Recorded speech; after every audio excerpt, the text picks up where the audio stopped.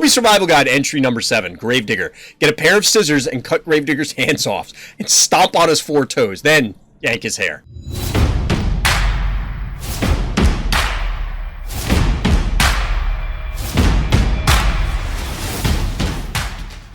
Welcome back, everybody. Welcome back. It's that time again. We're, of course, going to be playing a whole bunch of Phobies, maybe some variety night. We'll see how it goes.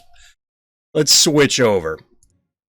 That segue didn't really work. Why didn't it work? Because I am super tired, chat.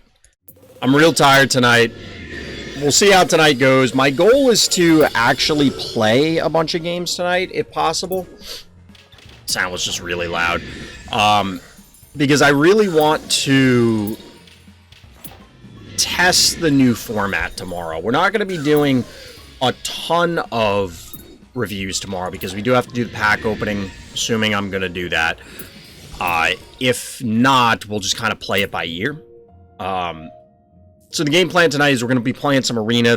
I want to do at least a couple game reviews, and I do want to take a look at some of the higher ranked ladder games up here. No, we'll take a peek at one of the top 5 players and see their games. Should upgrade that jar? Yeah, I should. We'll get around to it eventually. I'm very lazy about it because, I don't know, we've talked about it a lot how important the levels are. So yes, from a gameplay perspective, I absolutely should. But the more I think about it, the more I am interested in the Fright Night format, and that is just everything being level 1.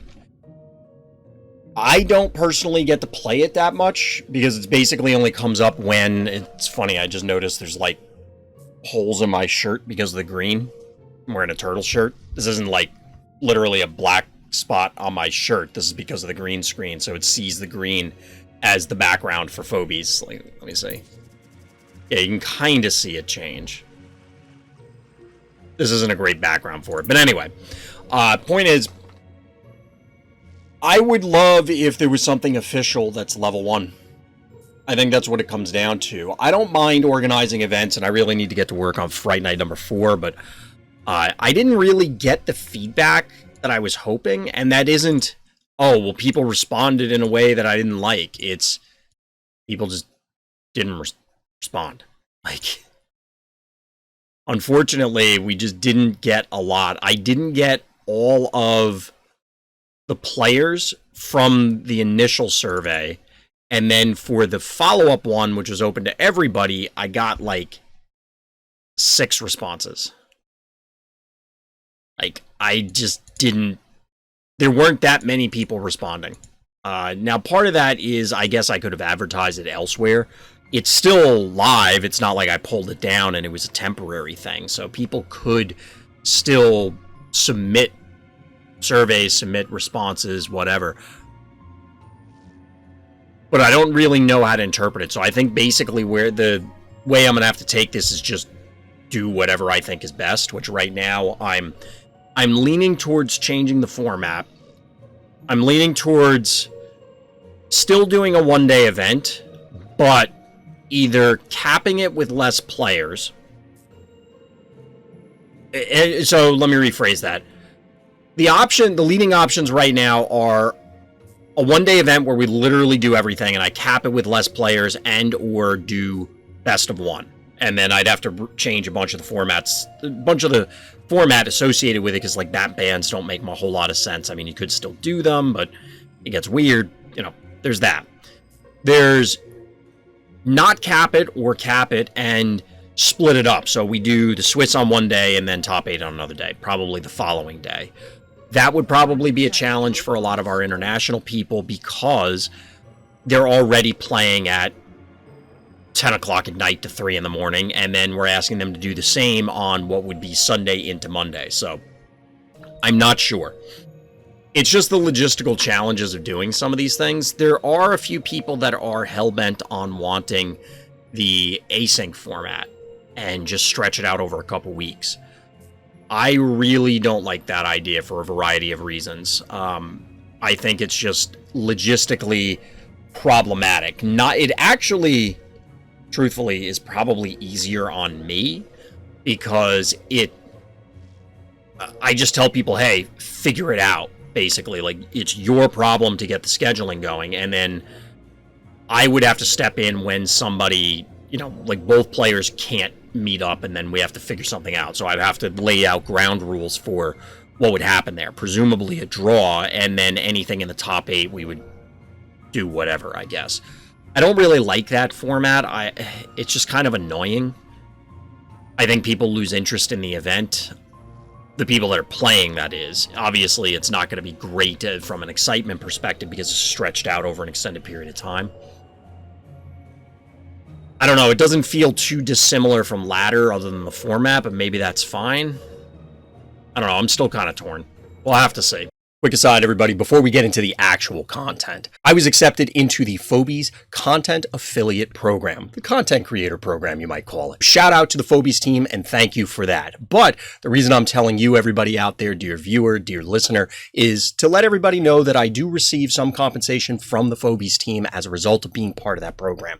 Now, I loved Phobies before, and I still love Phobies now, and I expect I will still continue to love Phobies in the future. So look forward to more Phobies content coming from Random's Thoughts. So now, on with the show. So Chad, I beat Metal Hellsinger off stream. I mentioned it in my Discord, which, by the way, if you're watching this on YouTube, come by the live stream, RTChompGG over on Twitch, or Discord link is in the description. It always is there. That's where you sign up for Friday night. That's where you submit your game reviews, all that kind of fun stuff. Likes and subscribes. You know the deal. But anyway, I mentioned in my Discord that I had beaten it, and the story is absolutely insane. It reminds me a lot of Brutal Legend, but in a less comical way. Which, if anybody's played Brutal Legend, it's another... I mean, it's not a rhythm-based game, but it's another music-centered game, focused game, that actually had Jack Black as the main character, which was very interesting. But I don't know, I was somewhat disappointed with the music. Like, I didn't actually like the way some of the songs were. Like, not that they're bad songs, I just personally didn't like them. And I think the gameplay is great. I'm very curious, because they mentioned, maybe I'll talk more about this after the game, but they mentioned that there's supposed to be modding, as in music modding, but I don't know what that means exactly. So the way the game works, and like I said, I'll talk about this after the game more, but it's a rhythm-based game, so like the music is playing, you have to shoot and damage your enemies or kill them on the beat. And when you do that, you develop bonuses, and the longer you keep it going, the more bonuses you get. You do more damage, you get all these other effects, and blah, blah, blah. What the hell? What? Our opponent's leading with Slammerhead. Pretty beefy Slammerhead, though, I'm not gonna lie. That's a big boy.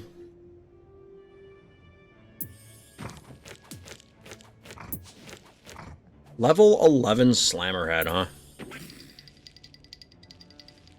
It's a big boy. So what do we do here? Like, the combination of these two will... Well, I mean, even if these couldn't kill this...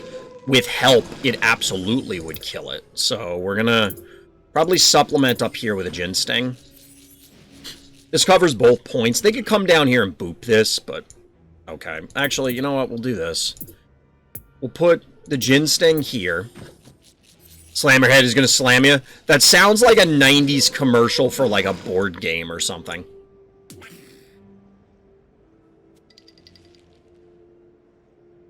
So this and a jar should not kill our cat, and then we can kill their cat on the return. Basically, we can threaten this point, and they can't do much about it. Yet. Yet.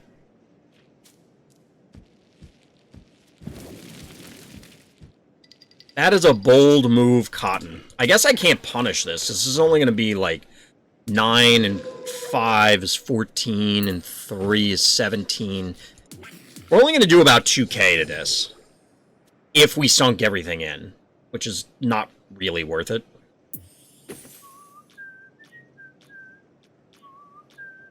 This is a very interesting opener, just because Slammerhead is so tanky. I wonder if this is... I mentioned this before, like, just trying to figure out in what circumstances is something tanky because of the level, or is it tanky because it is tanky? And I'm not sure which one this is, truthfully.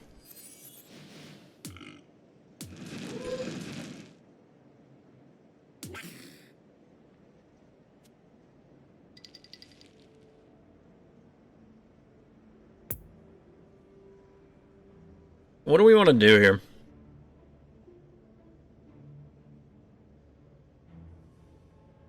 I kind of want to underdrop, but I don't know how much of an option we're going to have in this. Because this will let us get a 7 online next turn. I don't think they can kill this. This is 4, 8, 12, 16. They might be able to kill this. 8. They might be able to kill this.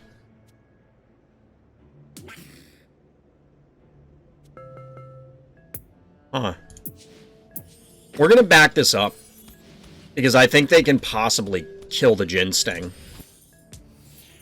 I would rather have banked, but if we're going to leave the Jin Sting there, which I want to, we need to threaten a counter kill on everything, basically.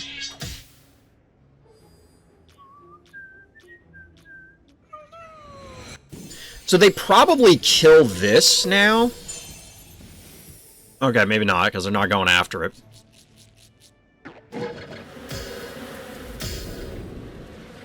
Because they'd have to have the slammer head on the lava. Well, that's bold.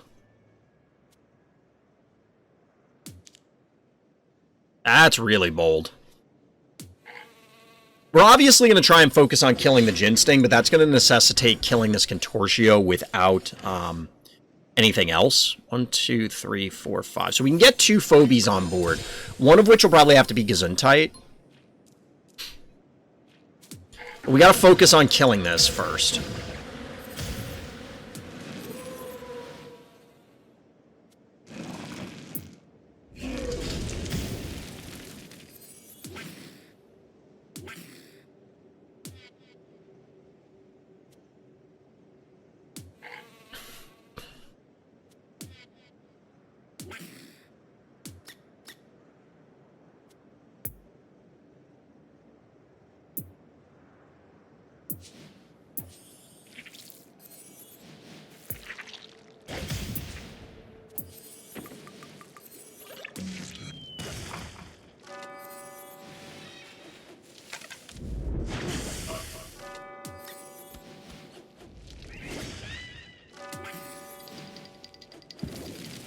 So this means they have to step on this center point. I mean, I don't like this setup.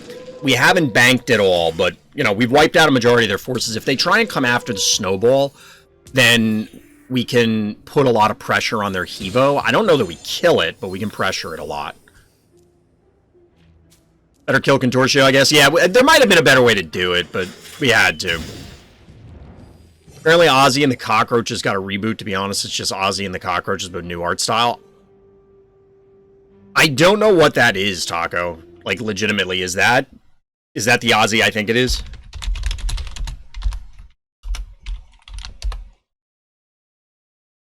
Oh, Oggy. Like OGG.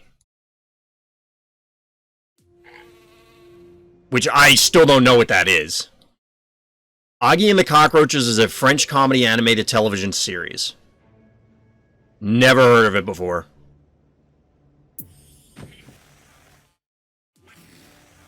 I thought it was like an Ozzy Osbourne spin-off band or something. That's why I was like, what? I was, because I don't like keep tabs on Ozzy, but like the last I was aware is he was not necessarily in great condition, we'll say.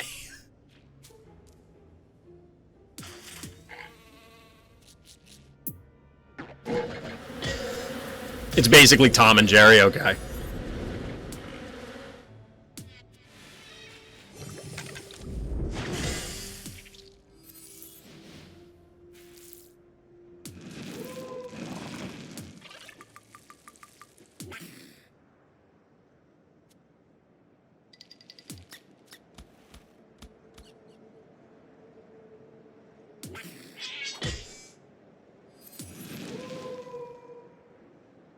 So we could put this up here, but it would die to this and this. The cat could come down here and recap something, but I think this is fine. We could have... You were here. You can't reach. You could reach. Because we could have hit this with this once. But we would have done, like, 700 damage. We wouldn't have killed it. It would have been ideal to get this on the panic, or the, healing spa, but I don't think that's going to happen. Like, I think we'd rather keep advancing the Inoculus and we'll eventually get the Snowball there, or we just run Snowball in one more time for one last Fireball and call it a day, sort of thing.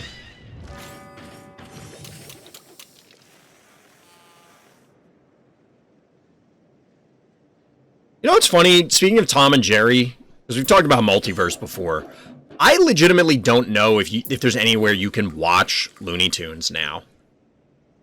Although allegedly Warner/Discovery there's rumors about it getting acquired again and another giant conglomerate, like an even larger conglomerate existing as a result, which, great. Yeah, that's going to be real good for everybody involved. Alright, can we kill this Hevo? Because I'd love to get this thing off the map. I feel like we might be able to. Oh, yeah, we got this. Easy peasy. We'll just do this. The bigger the Phobie, the harder they fall. It's possible that our opponent punishes us somehow, but I'm not real clear on how yet.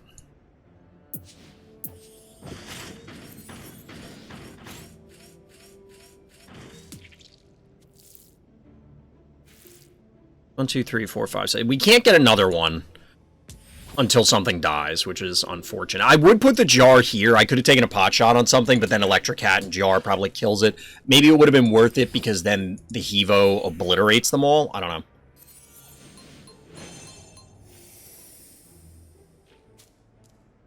Warner Brothers Purge. Also, Uncle Grandpa became a meme due to that purge. And, like...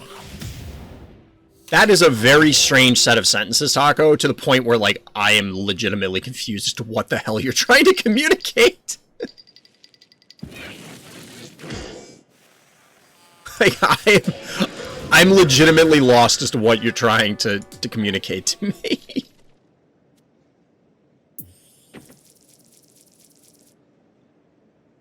A little hydrate action.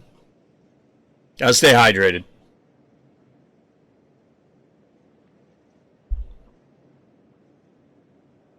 So, Chad, I brought it up before, but how would people feel if I streamed on it during the week instead of weekends? Like, do people like the weekend schedule? I think for me personally, weekdays would be a nightmare. But, you know, I'm open to stuff.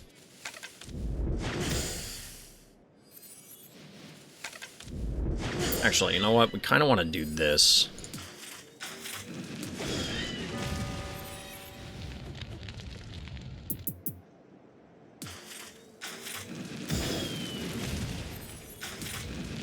No, we don't want to do that. So we're doing this way because I want to free up the Inoculus to take a pot shot here.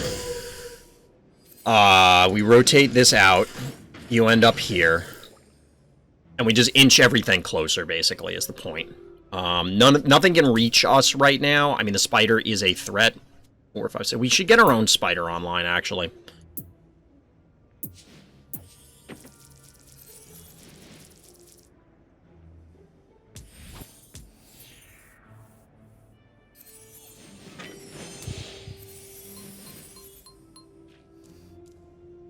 I don't know. I do want Slammerhead and Finnegan. Slammerhead is just really cool to me. Of all sharks, I always thought... I know people love the great white shark because it's, you know, it's the biggest, toughest shark, and or people like tiger sharks or blue sharks. I feel like I'm the only person I've known... That's a weird sentence to say, but I feel like I'm the only person that I've really encountered that preferred hammerheads over other types of sharks. Like, I think hammerheads are just really cool because they're so unique. the waters of this planet produce... Alright, so we have other fellow Hammerhead enjoyers in chat. Like, the waters of this planet produce some of the most bizarre and, like, frankly, terrifying wildlife. I mean, I'm sure when humanity, it probably won't be in my lifetime, but when humanity finds other planets or engages with other intelligent species and things like that, and learns of their wildlife, there are going to be other things that are going to put, like, to us, it's going to blow us away, and maybe vice versa, depending on how the scenario works out. But I like every type of shark. Yeah, I mean, I like other sharks, but I feel like if I had to pick a favorite shark, it would be the hammerhead, just because it looks cool. Made a Google slide on hammerhead sharks for school once. Nice. That's pretty cool. I don't know if we tilted our opponent or what just happened. We are getting closer to the end of the season. There is still one more day, but there are people, as pointed out by Discord, seem to be, like, throwing games at the moment to try and, like, I guess just get their numbers in.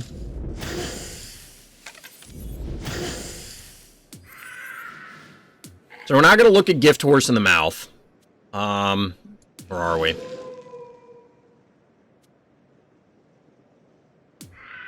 We can't quite kill this with a jar. Basically, we have to hit it with something relevant, which means that it gets connected by boom. Odds are our opponent is AFK.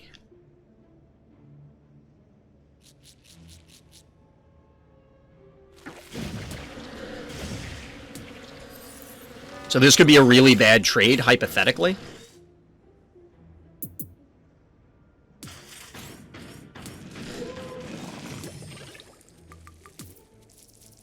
But we'll set up like they're not AFK.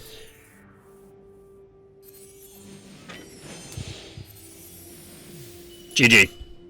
I don't know if we tilted them or if, like I said, it was end of season stuff or what the story is. Hey, we moved up on our weekly games. I'm not going to get gold this season. Like, I'm obviously not grinding 50 games. Now, hypothetically, if I ended every one of these games, we'd be pretty close. Pretty close, but I'm not gonna sweat it. Now, that's contrary to what I've talked about before, that getting the gold is super important. You have 11 games left. I mean, that's doable. It's a lot, but it's absolutely doable. If you're playing tonight and tomorrow, I think you can see it better on this screen. Well, you could have seen it better on the screen. I saw it notably on my neck for a second, which is weird. Gonna be a late night, but I'll get it done. It's worth it if you're free to play, but I just don't... This is a weird thing to say, but I feel like I get enough phobies. I don't want to overdo it. I really like Phobies. And again, content affiliate, all that stuff, you know that I'm sponsored and stuff like that, but I really like Phobies. But between streaming it, playing it offline, doing the various reviews, which obviously are on stream, but then going back and doing all the content and the research for the streams and stuff like that, getting Fright Nights set up and organized, I sometimes, like, that's why I took a break and I've been playing Metal Hellsinger and these other games and Unmatched, which is something I do want to get on stream if the client will cooperate. They actually released a patch today, but maybe by Monday it'll be in a stable enough position, because right now at the time of this recording, which by the time this goes up on YouTube, it'll be weeks later, so hopefully it's all fixed by then. There's just a lot of bugs. A lot of bugs. So, speaking of Metal Hellsinger, like I said, the story is kind of bonkers. I'm a little disappointed with the music. I didn't go in expecting, because while I like metal, I'm not, like, super duper into metal, especially this sort of metal. Oddly enough, I like a lot of the songs without the vocals, but the reward for doing well is that the vocals kick in when you're at, like, max benefits, max bonus. And the problem is that in most cases, I don't like the vocals. I don't mind people screaming in music. I think it actually sounds pretty cool when used appropriately. But if it's just, like, horse screaming, and not like the animal, but like your throat is just going to be sore from screaming, because that's what it sounds like, it doesn't sound good, at least to me. So, as a result, I don't like it. for the most part. There's a few levels that I really like the songs, but out of the 7 or 8 songs, there's probably like 3 that I like, and each song is assigned to a level. But they're going to be introducing music modding, which allows you to somehow import your own music into the game, and I'm very curious how that works. Like, I really like Disturbed or Slipknot. Can I put their music into the game, or does it have to be you have to make the music somehow relate to, like, it has to follow a certain format so that the game can pick up on the beats for the music? I have no idea how that's going to work. I have to imagine that when they say import music, it's somehow your own songs, and you're going to have to... Because if the way the game currently works is it plays the most basic part of the song when you have low bonus levels, and it's like 2x, 4x, 8x, and then 16x. So at each level, it introduces new instruments, and then, like I said, at 16, it introduces vocals. So the question is, how the hell is it going to strip out the vocals for, like, random file.mp3 that I have? Maybe that technology exists. I don't know much about music tech. I don't know.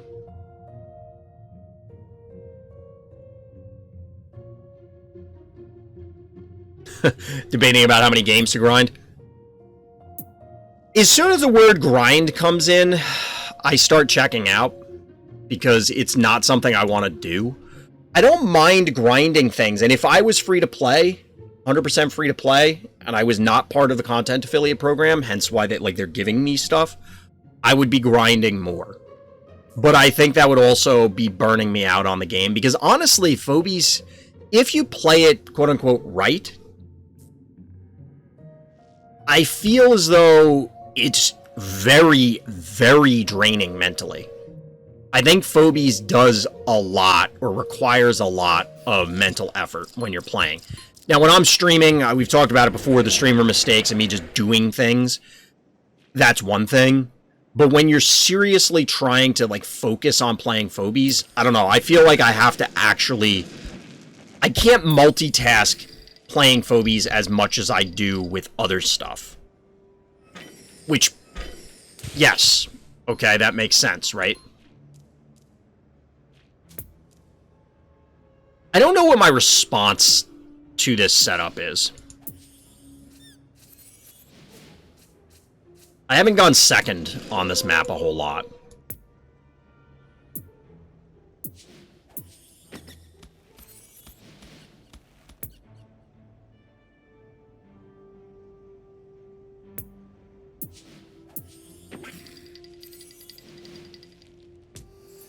Now, one thing I was considering was actually sending Jin Sting up here, because the Jin Sting could threaten this.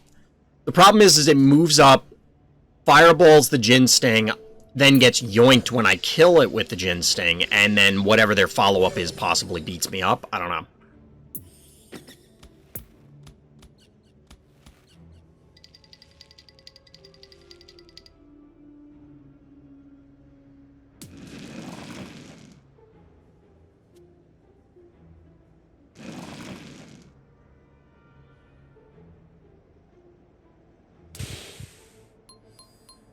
Your alt is 159. I can't imagine doing 2 accounts in Phobies. It just feels like a lot of work.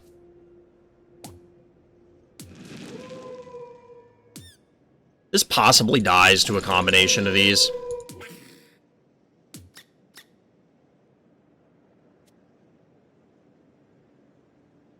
The cassowary will absolutely die.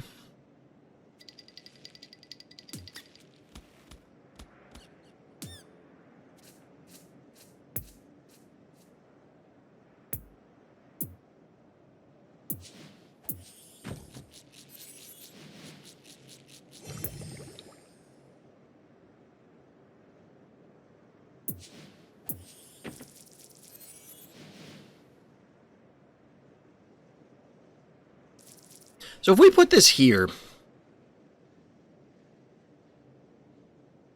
I don't know that there's a way they can kill it and not be in a bad position where we can retaliate. I don't know. We're going to try this. I'm so tired that I can't really think this through right now, but it feels like if they advance to try and kill the Henrietta, they're going to have to expose something that I'll get a key positive trade. Like, if they leave Cassowary out here, I'll trade Henrietta for Cassowary. Like, I'm fine with that. I don't like that I'm expending all my keys every turn, but I don't know how much choice I have. Alright, so they're going lots of turrets. That's a little spooky right now. Game forgot there are other maps. It's funny you say that, because I queued up a bunch of async games yesterday. 5 times in a row, I got this map. I know it's... I feel like I talked about this a long time ago when I first started playing Phobies, but... I know the game is random, but at the same time, it feels like... This is a weird random. This is a weird random.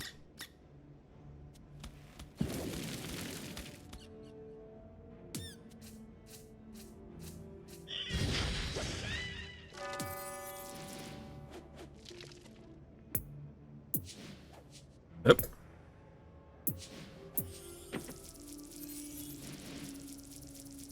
So they can leap, fireball, hit with this. So it's, say, 5, 10, 15. This is actually not safe.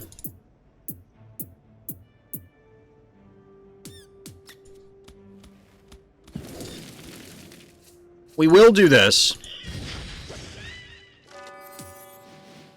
We will do this. We will bring a spider online. The problem is moving this down here. The combination of these might be enough with a jar, because they move down, leap, fireball, move this into range. It's probably enough damage.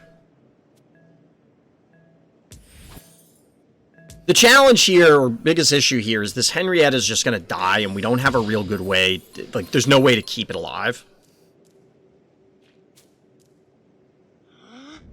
I feel like some games shouldn't be based on grind. Sure, some reward you for grinding, but it's not a good game concept, and it feels way better than playing a game that just has flow, no stops, no walls of 2 hours grind. Not a breeze through a game. Should be optional, sure, to those who want it, but grind sounds like, to me, I don't know how to make a game, so I'm going to make people grind. That's a much larger thing to discuss. I didn't realize this was going to be lethal, but I think we can punish them. I really think the map selection is not random. I could see it possibly being still random, but, like... Yeah, we would have traded Murder Wing for these two, and that would have been fine. I think it's random, and it might just be... Like, me hitting this map 5 times in a row feels like the coin flipping assignment from your very first stats class when you're a kid. It's like, yes, a random thing can be heads 15 times in a row. But people don't necessarily think that because it just feels wrong. Because if it's random, it should be heads, tails, heads, tails, heads, tails, right? Now, granted, we're not talking a coin here, but... So it's less likely that, you know, you flip pseudo tails or whatever 8 times in a row, but you get what I'm saying. I don't really want to trade the spider for, like, Spud.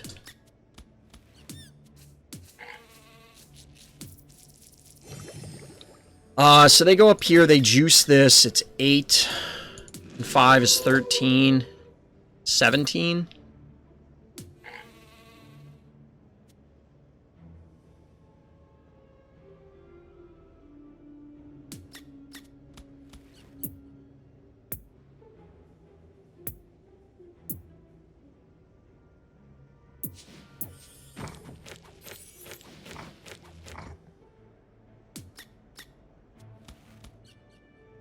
I feel like this is sort of safe enough. Like, if they come in, then we can punish it, but I'm not really sure.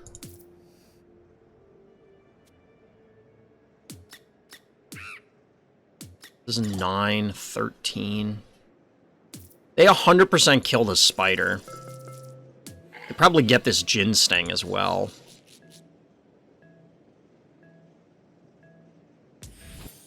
We'll play it safe, because I don't want to just hemorrhage something for no reason. Game straight up said you thought you were going to play a different map. Nah, you're going to play this map till it rotates out. I mean, yes, that's basically how it's been working, which, I mean, it happens. Like I said, random is random. It's another reason that and we'll talk about this. I'm writing it down because I want to talk about it, and the ladder system and grinds. They kind of are the same topic, but they're a little different. Random like Random's thoughts. I mean, I always had the double meaning for the name, but honestly, it's not so random when I repeat the same ideas 10 million times, right?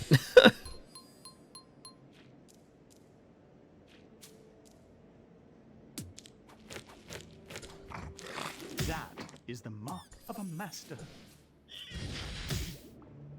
Oh, wow.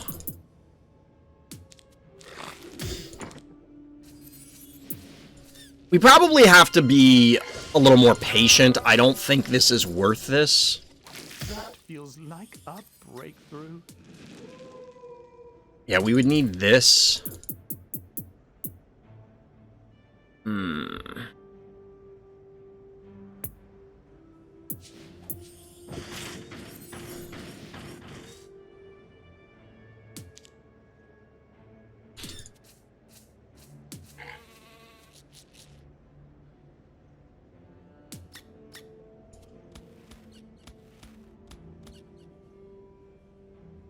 You've been using Gravedigger on this map? I could see it. I could see it. So they're maxed on Phobies right now.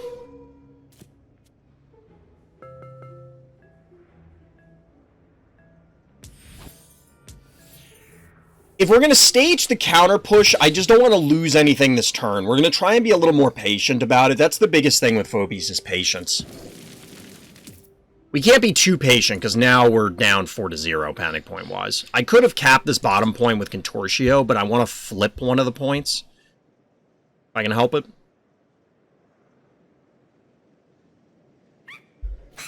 I think the biggest thing about this map is it's actually painful to look at. Like, the orange color is kind of giving me a headache, and we've only been playing for, like, a few minutes. Start by breaking the block next to Hevo 3.0 for access the point, open up space for turrets. The one down here, I've seen that play. I've seen that play, and it's interesting. Because there are a couple other people in async games. Well, no, I think it's only one person's done it so far, but it is an interesting idea. I don't hate it. Like, I saw somebody do it, and I'm like, that's actually interesting. Like, there's potential there.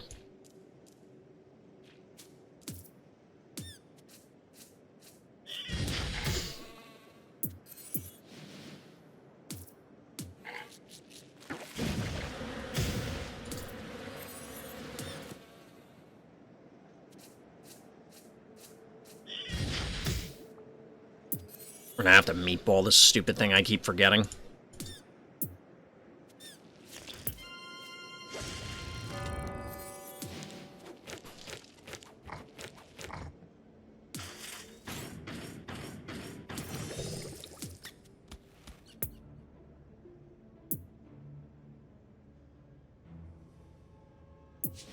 So they can, of course, try and invade and kill the Murder Wing. We should be able to counter-kill the Stabby, and possibly this as well, because they're going to need help. They can't do it alone.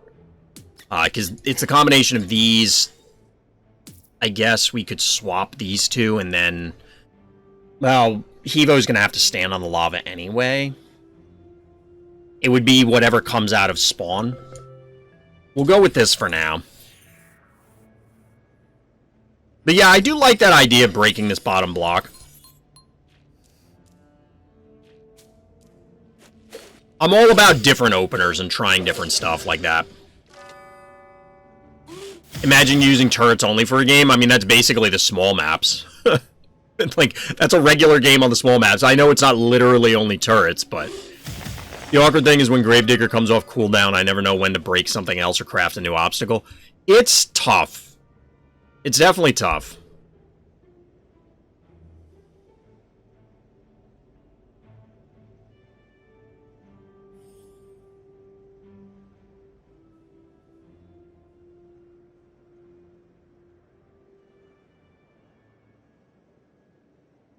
Unhappy, chat.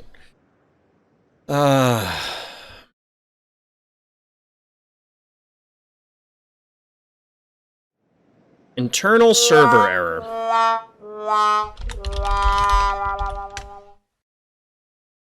I'll report that later. That's unfortunate because that was actually an interesting game.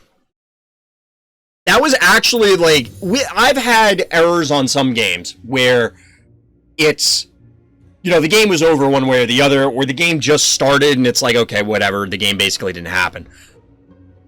But this was an interesting game. Wait, server maintenance? As in right now? That would be odd.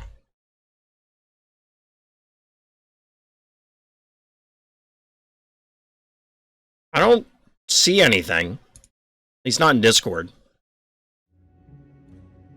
So, like, let's go back into this game and talk about that last turn, and then we'll go to the other topics that we were talking about. We're going to talk about. This is the... Oh, it doesn't even... The game's not even on there anymore. Oh, that sucks. That sucks. Because we can't even look at it, because the board position was interesting. I guess if you're watching this on YouTube, you can look at it in the VOD. Let me know what the next play was. Because I felt like we might have been able to get a yoink. Still keep things somewhat clustered. So, like, pull the Spud down or the Unicorn, whichever one was farther north. Pull that down, move the Hevo up, get a bunch of big splash. Maybe slide Ginsting or Cassowary over, but I don't know if Cassowary could have reached. I don't think it could have. It might have, but then basically the idea is, like, can we push a bunch of damage, kill something, hopefully two somethings, but likely not that. I think what we need to do is jockey for position one more turn, and then we'd be okay. Since we're even on panic points, we're not under an enormous amount of pressure. We have the Spider already in position, so we can kind of, you know, bully them away. I felt like we were doing okay, but maybe not. So, since we have a moment, chat, since it's just us right now, played a lot of games where all phobies I used were one move and 2 range. I mean, there's a lot now that collections are growing, that is doable. And I don't think that slow plotting approach is necessarily bad. We can come back to that, because that's actually an interesting idea. We can kind of theory craft it a little bit. But, so, a couple of the discussions that came up in the game that wasn't were ladders and grinds. So the reality is most games, well, maybe not most games, although that would be an interesting statistic to know. Are most games at this point in time free to play compared to buy and own, as much as you can own anything anymore?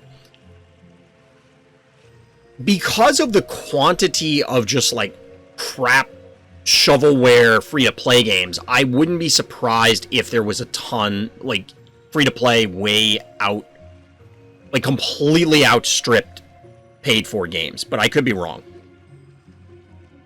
I could be wrong. But, either way, there's a lot of free-to-play games, right? And the model works on the idea that you have to have the grind to incentivize people to buy stuff. Now, for games like... It's weird, because I really dislike Multiverse's grind, because it feels like an enormous grind, because I don't want to sit there and play 85 million games to get one character and then have to do it all over again to get a second character, because you technically start with nothing, even though there's the free rotation. But it is different than Phobies, where, I mean, you are in both cases missing core components of the central gameplay, either Phobies or characters. But you can, once you unlock a character in Multiverse, you could hypothetically just grind that character forever if that's the one that you really like. The problem is, what if you choose incorrectly or you get sick of that character?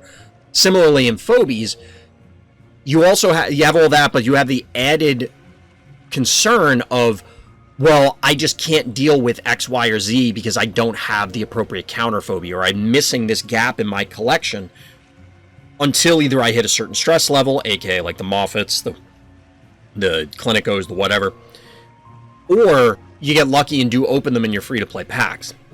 I've mentioned on many occasions that maybe I've been spoiled by other free-to-play games, namely Mythgard, So here's to give people a context for Mythgard. Mythgard it's in maintenance mode, but it is a free-to-play card game. It is one of the best card games I've ever played. Full stop, physical or digital.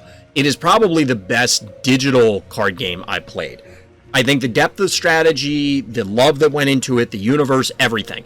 And that's before you get into the enormous feature set of the client. Like, it bar none, best digital client. Not mobile client, I mean it is on mobile, but best digital client, bar none. Not even close. It's incredible. But what they did at the beginning of 2021, or maybe, no, it was the beginning of 2020, they did a big giveaway. So they only have 3 sets right now. They never released a 4th set. The base set is it might be 60% of the collection. It's huge, like an enormous amount of cards. They did a promotion where they gave away codes and gave you literally every card in the base set. Now, acquiring, and that's on top of their free-to-play currency, and they had paid currency and all this other stuff. The system was already pretty generous. Like, in the span of like 3 or 4 months, I was able to grind pretty much every single deck in the game. I put in some money, but not a ton. Not nearly as much as I would for a physical card game. And I got almost every single deck. I was missing like a handful of oddball things that if I wanted to play an off-meta deck, I wouldn't be able to. Oh, and by the way, it also had a crafting system like most digital card games. Notably not in Phobies. This will come back to Phobies. Point is that and you could argue they were too generous because basically no one had any reason to spend money because especially after those codes, you got all the base sets. There were other codes to give you tons of packs. They just did something for like their 3rd anniversary and put out a code that gives you even more packs and emotes in game. Point is like Mythgard may be skewing my view of free-to-play games because they gave away so much stuff. It's incredible. Like it is incredible. Not just, oh my God, they're so awesome. It's actually difficult to believe. Like, it's not credible how much stuff they gave away. It's just mind-boggling. Enter Phobies.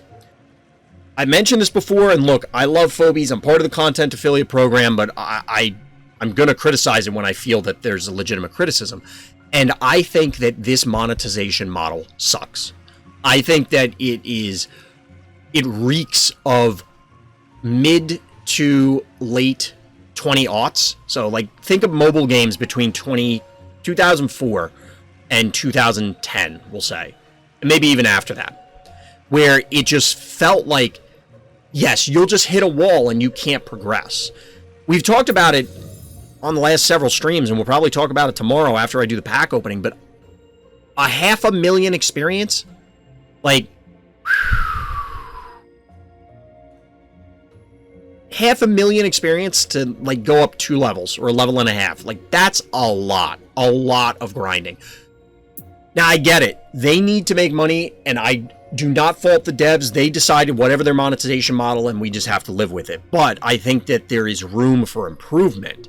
Far be it from me to say that the devs can't or shouldn't charge money for what they're doing. The Phobies is an incredible game. I love the art. I love everything about the aesthetics, the environment, the ethos and pathos about the game, the actual gameplay itself, everything top notch. But it's difficult to interact with it past a certain point without shelling out a ton of money. I think it is absolutely absurd that, and people have calculated it out, that if you were 100% free to play before full disclosure came out, where was was this a full disclosure? This is full disclosure. I think this is full disclosure. No, this is Glob, and then this is Akira. Yeah. I think somebody calculated out that if you played every single day free to play, and you maxed everything out every day, you would hit stress level 100, which doesn't even guarantee you max level Phobies across the board. I mean, you'd obviously have a lot of high level stuff, but you wouldn't have maxed everything out. Like a year after the game releases, which to me feels crazy. But on the other hand, they're literally letting you do that for free. So it's hard to argue with it. But to me, I kind of base it around how much money would I spend in a physical card game if I was playing competitively. You know, I'm not playing with my friends. We're not proxying stuff up. We're not just playing Commander where I only need a couple of copies of things. And even then it could get super pricey because depending on what you need. But point is that, you know, I'm not just winging it or playing like a one-box environment. What if I wanted to compete in a tournament and play? How much is that going to cost me? Well, it's going to cost me $700 minimum. Because I'll probably figure out what deck I'm going to play. I'm going to buy all the cards for that deck. It's probably going to cost me anywhere between like $400 and $1,000 to play. Especially if I was putting together multiple decks. And then the formats might rotate. Okay, that's my baseline because I play card games a lot. That may be completely out of the price range for a lot of people. And don't get me wrong. I get it. That's fine. You can also compare it to if you were to straight up buy a video game. How much does that cost you? $60, $70, maybe with DLC, you could, let's say 100. And then that video game should be providing you with X amount of entertainment, whether you measure it in hours, in just sheer enjoyment and bliss or whatever. You know, you laughed, you cried, it was fun for the whole family, whatever you want to look at it. But you're paying to get something out of it, right? And when you look at those metrics compared to, like, if I put $500 into Phobies, I don't think I would hit max level. Like, I just don't think I would. Somebody would have to run those numbers, and I wish I had done it beforehand, because I've been thinking about this, but YouTube, whenever you see this, let me know. Somebody probably already calculated. DT's going to chime in at any moment and already have the number off the top of their head, because DT's always good like that. But bottom line is the amount of money for you to say, okay, now I have everything in Phobies, and not even necessarily, again, everything max level, which would be owning literally everything, is just such an obscene amount of effort / currency, maybe both, to try and get to that level. It feels too extreme. Now, the reality is because everybody's in that boat, with the exception of the Vladimirs and the Karths, who are, you know, way ahead on stress level because, and again, there's no way they were grinding it at this point. They had to have sunk in money, just the way the math works. They're way up here, and okay, that's fine. Everybody else is kind of roughly at the same level and going up at the same rate. So you could argue that anybody who joins the game new could sink in money, catch up, and then they're basically about the same level if they can quickly pick up on the skills. The problem is I really do feel going forward, and this should be a separate video, but I really feel going forward, Phobies is going to have a problem with new player onboarding. Because eventually, the people that are in heebie-jeebies, yes, they will level out. Eventually, this is the wrong thing. Because you do D-rank, but not, like, very far, once you hit Sum of All Fears, you kind of stay there, unless you throw a bunch of games. You could just straight up not play and get Sum of All Fears every season, because it doesn't D-rank you out of it, as far as I know. Even if you literally didn't play a game. The other ranks will D-rank, but the problem is that some people just straight up will not rank up. They will level up their accounts, but they will not necessarily climb the ranks. There are a lot of reasons for that, both what they'll tell themselves and what the reality is, and those may or may not be the same thing. But one of two things will happen. Either these bottom ranks are going to be absolutely desolate because the existing player base, because at a certain point you're going to level out growing as a game, unless, you know, you get a big push and then somehow you start moving up again, which is the goal. You got to keep growing. So either everybody moves up and then the low ranks are desolate, and then new players are going to go, well, there's nobody playing this game. Who cares? I'm just not going to play. Yes, there are bots to help you rank up, but there will eventually be some place where you get stuck. Or the people who suck and can't get Sum of All Fears are going to lurk around here, and they're going to be like stress level 100 and just absolutely poop on everybody that joins the game. And imagine loading up and being like, yeah, I'm kicking ass. You don't realize you're playing against bots. I'm whooping this guy's ass. And then all of a sudden, there's your first brick wall. It's somebody who's stress level 100. There is no chance that they lose. Like, it is just not possible for somebody at stress level 100 to lose to somebody who's stress level 20 unless they actively throw. I just don't think it's possible. And it'll be hugely discouraging. But you know what? Most people are resilient enough to go, I'm going to, whatever. All right, somebody's really high level. I played other games. It happens. You queue into people and it happens. What happens when it happens like 3 games in a row? 5 games in a row? 10 games in a row? It's like, people in the official Discord think new players will get destroyed by the older players. Well, they 100% will, because this is a very skill-heavy game. So even if a existing experienced player like smurfed an account, they should probably crap on the people that are new. But imagine if on top of it they had like a 70 level stress advantage. Even the people who absolutely whale this game and just don't care and don't pay, like, do what I do in async, where it's just I'm picking whatever requires the least amount of clicks. Like, I'm playing the game, I'm not literally just clicking end turn, but you get the idea. Like, I'm just not paying attention at all. Even those people will still beat the crap out of somebody just due to sheer numbers, because your cowbell has more health than their alligator. Like, that. At a certain point, it'll get that big of a disparity. So I think that that's problematic, and I think that is a direct function of the economy. Now, you do have the option to, of course, sink in money. You could buy cards, you could get the subscription, you could do whatever. The subscription's obviously a longer-term thing, but buying cards will allow you to try and catch up. But that gap is only going to widen. I sincerely hope in the Halloween update and future ones, I'm concerned that they will increase stress levels. If not in this one, then in any future ones. I hope they never increase the stress levels again. But they might. And if they do, I think that's a problem. I think it's already going to be problematic. And then if they add more, it's only going to get worse as time goes on. Because I always picture, I'm looking at it from this perspective, that phobies will exist in perpetuity. Reality is all games eventually go to the way to the dodo. We're not all going to be around here forever. Spoiler. I'll eventually die. Maybe everybody in chat will live forever, but I'm not making it forever. So, similarly, Phobies isn't going to last forever, but I'm looking at it as if this were a long-term game. I think they'll make new packs and deals that cost coffee. It seems reasonable.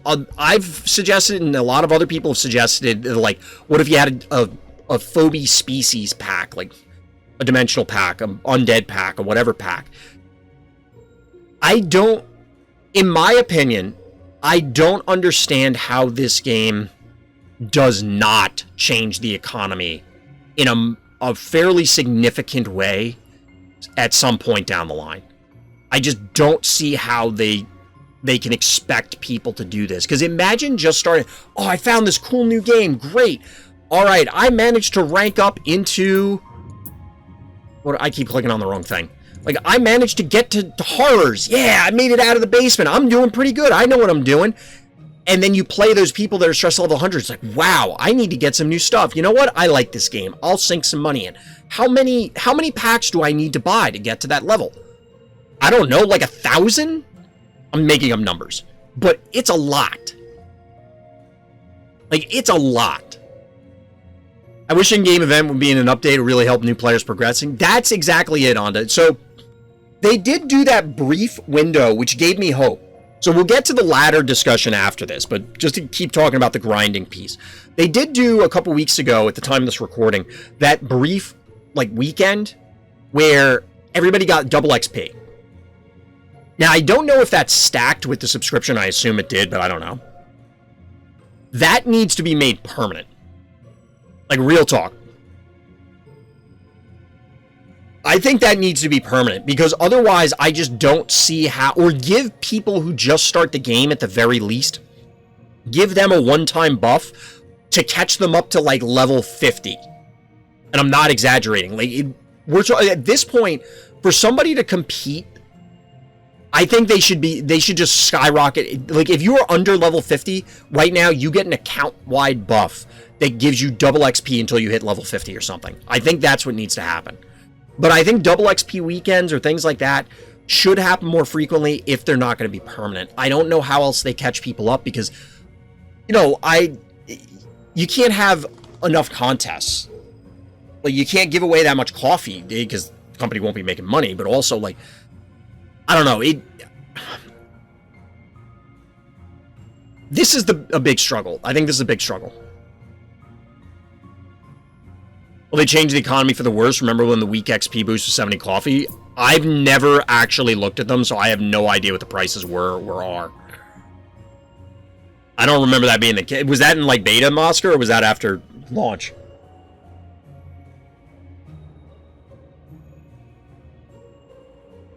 Oh, the boost costs more every time your XP cap increases.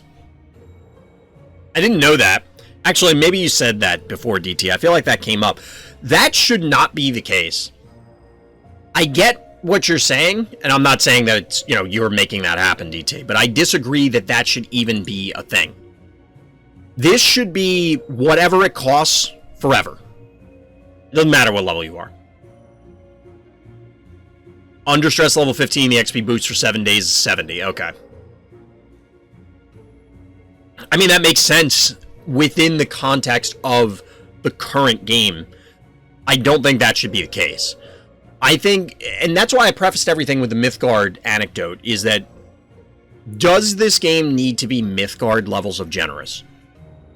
Probably not. Probably not. Imagine paying a dreadful pack for an XP boost. I wonder, somebody can do the math, but I wonder what it's going to cost when you're getting close, or you are at max. But it's... What about 18? I don't think they'll change the caps.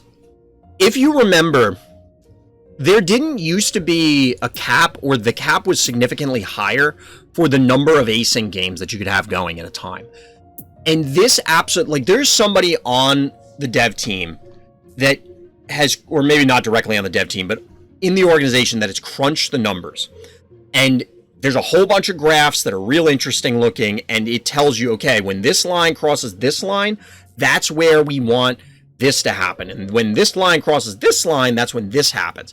Because they know what the rate of XP gain is. They know what the rate of tier gain is, and then what the odds of the packs are across the board. And somebody did all the calculations to figure out, okay, that means it's going to take somebody who's free to play, grinding every day to get this, and then free to play, only playing like 2 games a day or 1 game a day to get this. And then it takes exactly this much money on average to hit a full collection or full whatever. They know all those numbers. If they don't, they should, but I'm confident they know those numbers. And they decided that this is what the best thing is for the organization, and I can completely respect that, and I think everybody should, because they know what their costs are. They know what they need to pay for their people. We're only looking at it from the customer side, but they need to legitimately pay the artists. They need to pay the coders. They need to pay the testers. They need to pay the other devs, etc. But I don't think they're going to up the caps, because I think the expectation is that, for example, what if somebody could queue up, like, basically with a bot, and queue up like 500 async games at a time? There may be server constraint concerns, A, and B, if somebody just played like 1 game a day, or 1 move a day for each game, just so that it, or however many days, so that it doesn't cycle out, that could be problematic for them. And I think that that's, they don't, maybe it's entirely possible that they were trying to discourage grinding by putting caps, because there's no point, other than for love of the game, to play beyond the cap.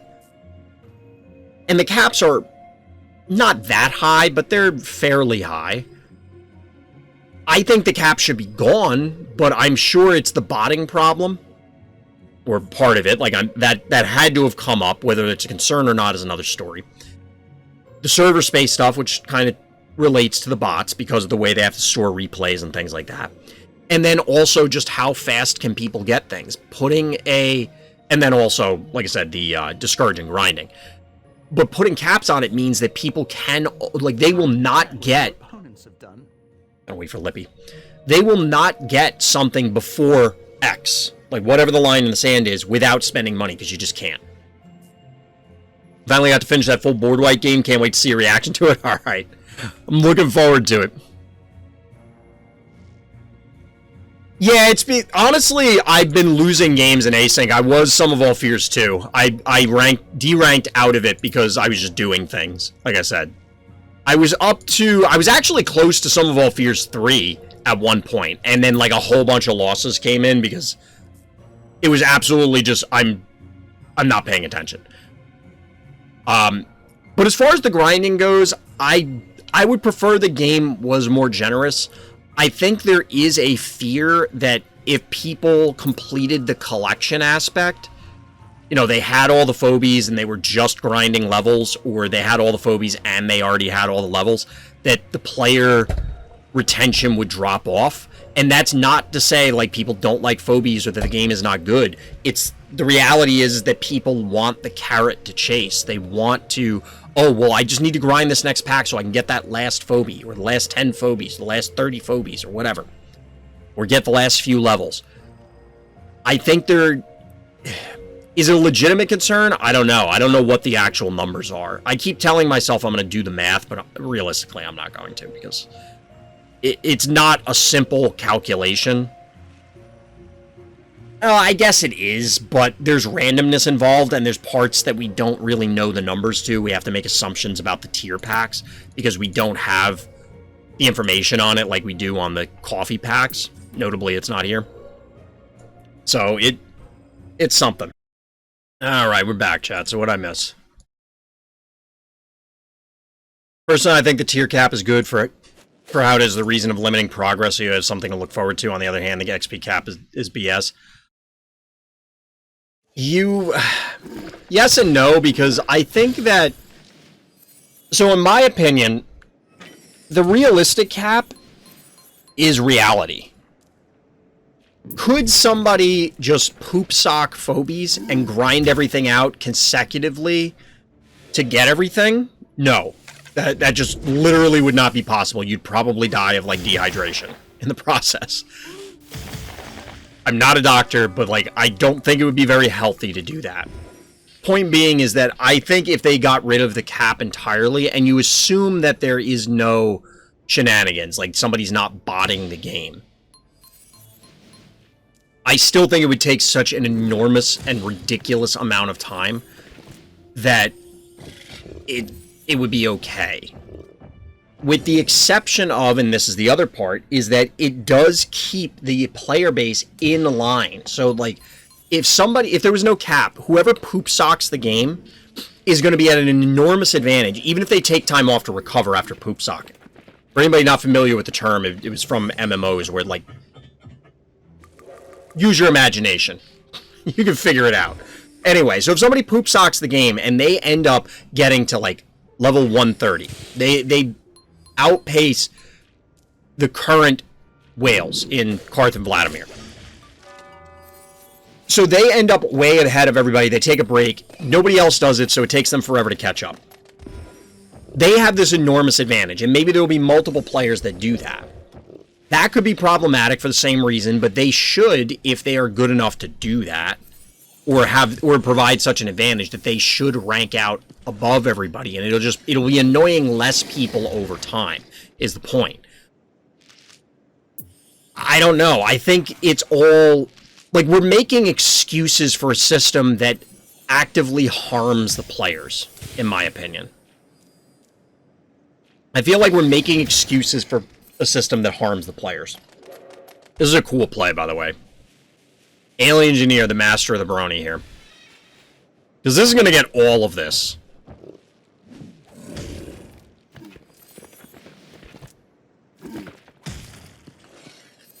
This is going to get literally everything on... That's gotta be game, right? That's gotta be game. But anyway. I don't know. I just don't feel like... Because the counter-argument is, honestly, the levels and stuff would have to get worse if there were no... That is savage! Savage is right. I assume that the levels and the requirements would get worse if there were no cap, because the devs would presumably think, well, we need to make it more difficult, or otherwise people are going to grind it out too quickly. I mean, will they grind it out too quickly? I don't know. Again, I haven't done the math for it. Maybe it is a problem. I'm not really sure. But truthfully, it feels like, no, this is just ridiculous. Maybe it's not. Maybe this is the way it has to be. There are certain things similar to like what we talked about with Phobie powers and numbers for Phobies, where there are certain effects where if it's 1 point less, it's bad, but if it's 1 point more, it's broken. You know, like there's a dividing line and you can't quite get the granularity that you need in order to make the ability reasonable. And it could be the same way with some of the economy. Sorry, my nose is really itchy tonight. It could be the same way with the in-game economy, where if you make it too generous, you're going to lose players because they, you know, they have everything. And if you don't make it generous enough, we're in the current situation, or people leave because they don't. I think Alien Engineer's just toying with their opponent here. Unless this was a quest game. Oh, they got it on that. Still had all these. I don't know. I would like to see a more generous Phobies. That may just literally not work. It may literally be impossible for the devs to make that work. I don't know. It's something they know and I don't. But in the meantime, we're going to switch gears a little bit. And we're going to talk about something that I keep bringing up on every stream, and I plan to keep bringing it up in the future until the elections in the United States actually happen. So, as mentioned, elections in the United States are coming up, and it is important that you vote. It is important that you research your candidates. And this is the thing. It's not just this election. It's every election. Every election matters, and it matters for every single race in those elections. It doesn't matter if it's the dog catcher. It doesn't matter if it's the president. It doesn't matter if it's your governor. It doesn't matter if it's a congressperson or this or that. They are all important. They're all important because guess what? If you don't vote, you're just giving up your say in your government. You need to vote. It is crucial because on top of giving up your say in the government, there's also plainly a bunch of bad people that are running for office. It includes a huge, huge swath, if not the majority, the vast majority of the Republican Party. It's just overwhelming, overflowing with lunatics and fascists. Bottom line, as plain as day. You can look at any of their policies. You can look at any of their statements. You can look at their goals. Their entire platform is to elevate a single lunatic into God King status and then dominate the rest of the country and presumably the rest of the world with their insane theocracy. That's the game plan, and it's not really difficult to see where they constantly advertise it. Stripping rights from tons of people, rolling back any sort of progress that the country has made. Instead of fighting poverty, increasing poverty. Like, everything they try and do is bad. And it's actually incredible. Like, it's flabbergasting, honestly. So, register to vote. Research your candidates. Actually vote. Make it happen. Secondly, as always, if you have the opportunity to give to any charities, look into them, because there are people all across the world, not just in the United States, who need help. It could be the flooding in Pakistan. It could be the Ukrainians who are still at war. It could be people here in the United States who don't have clean water in the year 2022, which is absolutely absurd and painful. It's embarrassing, it's shameful, it's disgusting, and it needs to get fixed. Pick a cause, even if it's something minor. Whatever you can do, if you can do it, it's important and it does help. And it's important for people to know about it. The other discussion I want to talk about was ladders, and I don't know how much we're going to go into this, but I am on record on many occasions, I don't like ladder systems. I like tournaments. I've also mentioned both in the write-up from Fright Night, but also on stream, I was going to do an article. This is now like a year ago or whenever it came out. Well, it's been in my head for over a year, probably longer, but Richard Garfield of Magic the Gathering fame beat me to it and basically wrote, not a long article, but a notable article describing why tournaments are preferable to ladder systems. What do you think if the dev released a time-limited event Phobie? You can only get, that would be awful, Londa. Like, that would absolutely be horrible. Sorry, the question was, what do you think if they released a time-limited event Phobie? Like, you can only get the Phobie in that limited window. That would be terrible. It's not going to make me stop playing the game, but that would be awful. Now, if they had if they want to do a time-limited thing, it needs to be not gameplay impacting. As in,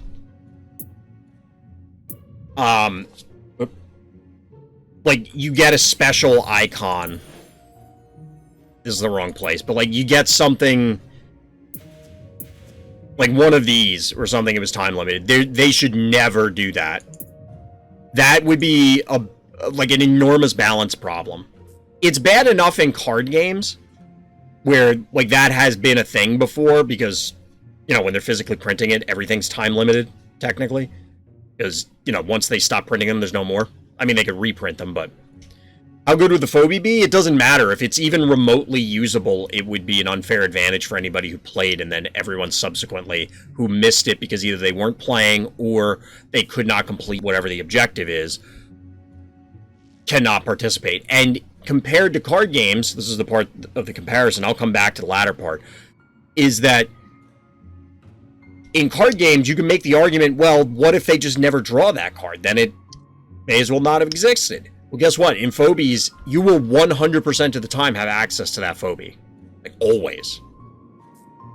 I don't have any idea how they would handle leveling it, either. Unless, like, once you unlock it, it's available for you to get, but if you haven't unlocked it, you just can never get levels for it. Which, admittedly, there's systems already in place to do that. Think, like, stress level Phobies. Or any Phobie you don't own. But, no. I absolutely would not want that. That would be, I think that would be terrible for the game. But as far as ladders go, I don't like ladders. Ladders typically reward not necessarily the best player, and this is not a knock against anybody who's high-ranked up here on the leaderboard. But ladders tend to not reward the best player. They reward the player who plays the most, typically. Now, in most cases, the person at the top of the ladder or the persons on top of the ladder are simultaneously among the best players or the best player, and they play the most. But realistically, if you look at the top 10 players here, maybe even longer, like go beyond that, top 20, whatever, pick your arbitrary cutoff. How much worse is Hyper-Eat than Dios? How much worse is Claws than Hyper-Eat? How much worse is Aqua than Claws, etc. down the line? The separation probably this season is how much time each player has put in to do this. You can't really determine unless they play against each other. Tournaments. That's among the reasons. I think it also is just more fun to play. Tying back to the previous discussion for grinds, grinding is not fun. It quickly wears on you. I mean, it's a grind. You get the, you know, you picking up what I'm putting down, chat? Compare games played and win rate between Aqua and anyone else. Yeah. Seems pretty good. Seems pretty good. Seems pretty good. Now, the thing is that, I mean, maybe not for 90%, that would be an outlier, but past a certain point, when you played this many games, you're approaching the point where it's like, you just can't, you're not going to impact the number that much with any given set of games. Like, you'd have to go on really long streaks. And if you hear a noise, it's because I keep clicking this clip here, just because it's on my desk. I gotta put it down, so I stop making the noise. But anyway. ladders encourage specific behaviors, both psychologically and within the game. They incentivize playing a ton of games. They incentivize homogenization of strategies, which that part I don't have problems with. And they incentivize, honestly, somewhat toxic behavior in other games. It's difficult to do it in Phobies, but like toxic, not necessarily as in you're being toxic to your opponent. You know, like there's no real way to interact in Phobies on that level other than, I guess, in Arena doing the usual taunting thing at the end of a game. But a loss at any given point in a ladder, I feel like, is way more frustrating because you know how much work is ahead of you. As compared to a tournament where it's like, I went 0-2 drop, all right, I'm out, I'll get him in the next one. And yes, it stings, it hurts if you're a competitive player, but I feel like you can get over it faster. I get way more tilted and frustrated playing ladders personally than I do in tournaments. Maybe it's because I enjoy playing under the lights sort of thing. Like I like the high pressure scenario, and ladder to me just feels like the boring treadmill walk. There's a lot of reasons, and if people are curious, I've linked the article in my article. You can get the link to the website about the Fright Night breakdown. Again, it was written by Richard Garfield. He said a lot of my points. There are other ones that I could bring up, but I think Phobies needs tournaments. I think that it would be important there.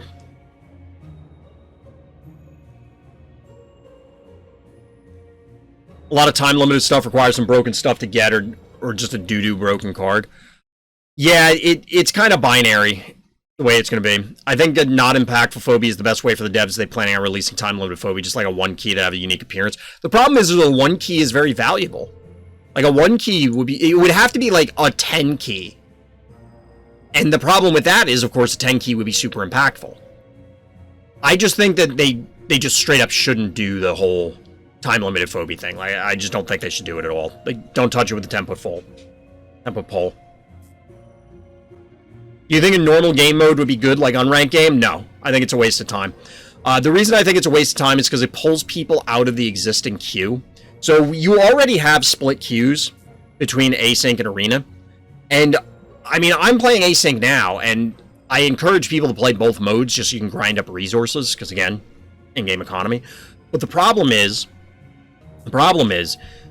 if you start splitting queues, you run into queue time problems. Now, personally, I would wait a few minutes to get a game of Phobies, and I don't know what it looks like at other ranks.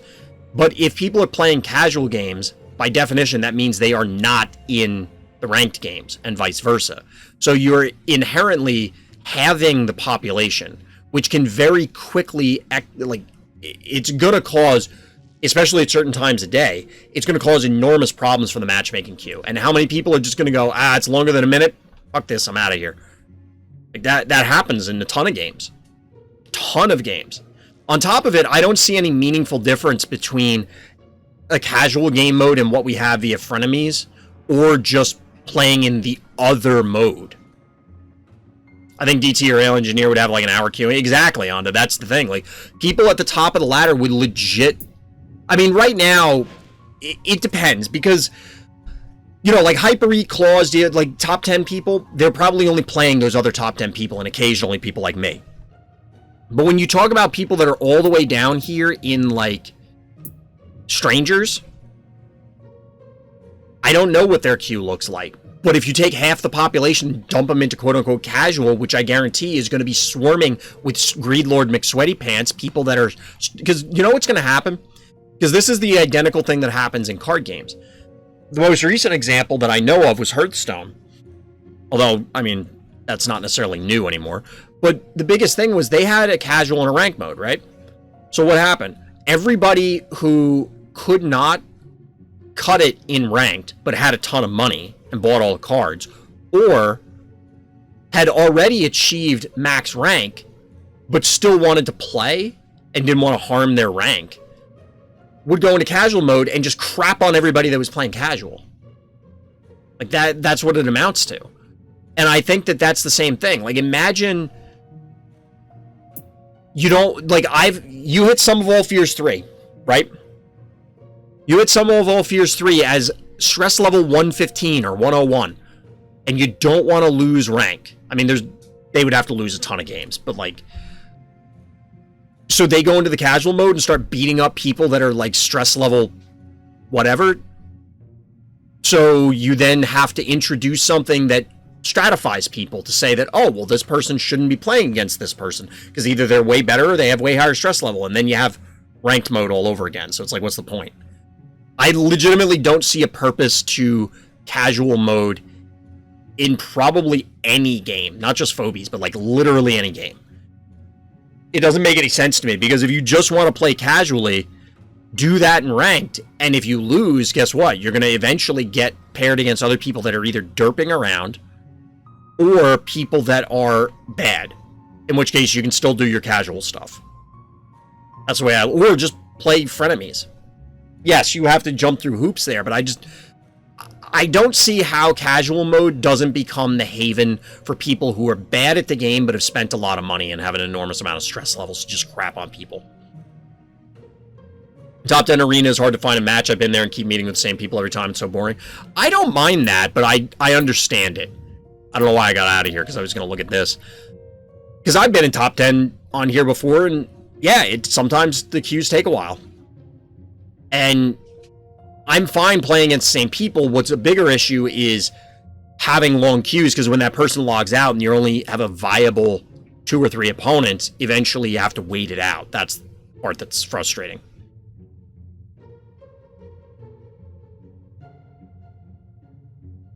As Doomsday 3, I get matched with Sum of All Fears 3, sometimes at Primals 3. Yeah, sometimes that's because of the way the ranking and de-ranking goes at the end of the seasons, it's going to get weird no matter what. That could be true, DT. Hey, Scrungle, what's good? Yeah, so bottom line is, I think Phobies does need other modes, but I absolutely would not want to see a casual mode. Now, introducing a tournament mode could introduce all the problems I was just talking about with casual mode, with splitting queues, and then you don't have these people, and you do have these, and like you can't get games and things like that. But I think you could do like what Pokemon does, or like what Mythgard does, and you can allow for, say, small 8-person queues. Make them single elimination, then it's just bang, bang, bang. It helps alleviate. It does 2 things. One, you could argue, depending on how they're set up, it could inject more currency into the system. So that, say they're free to play, like you can just queue up and play, which there could be a problem for that, but say you can queue up and play and then they get extra currency, great. There you go. People have a supplement to their currency. It eases some of the free-to-play grind. Or it could function as a currency sink. So if you could overall, say, lower the requirements for leveling and everything, or give people extra XP, whatever. But then the tournaments act as a way to sap tiers, coffee, XP from people so that they have to put in to play. There's a lot of different ways to tackle it. It also would give you a way to do the level 1 Phobies thing in an official capacity in client without introducing weird wrinkles, because you can't, like I said before, that unless the team has run the numbers and they're able to sustain a huge economic hit, a big part of the Phobies economy is you need levels and you need Phobies. Well, if you take away the levels and you just have Phobies, that's literally half the income stream goes away, especially because getting the levels is way harder than it is getting all the Phobies, at least as far as I know. It mathematically seems to be correct. But I don't know. It's a tough problem to solve.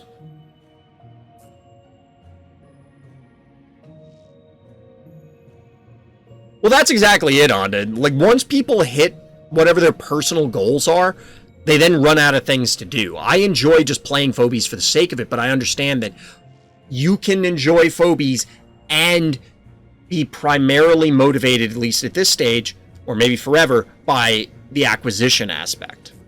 Imagine getting a season pack when you already have all the Phobies. I mean, you still need lots of stuff. It's on par with a Dreadful, isn't it? Like, if you get a gold pack. I don't remember. But yeah, I don't know.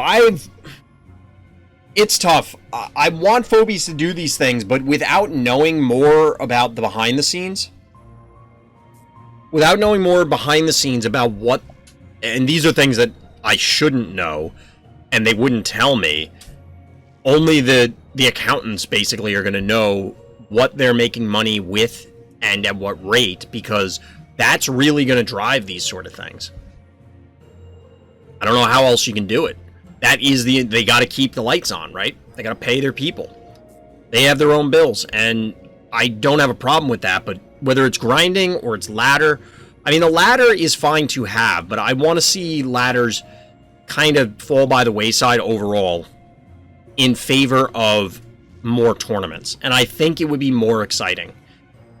The problem is I really do think tournaments, in the context of Phobies, need to be level 1.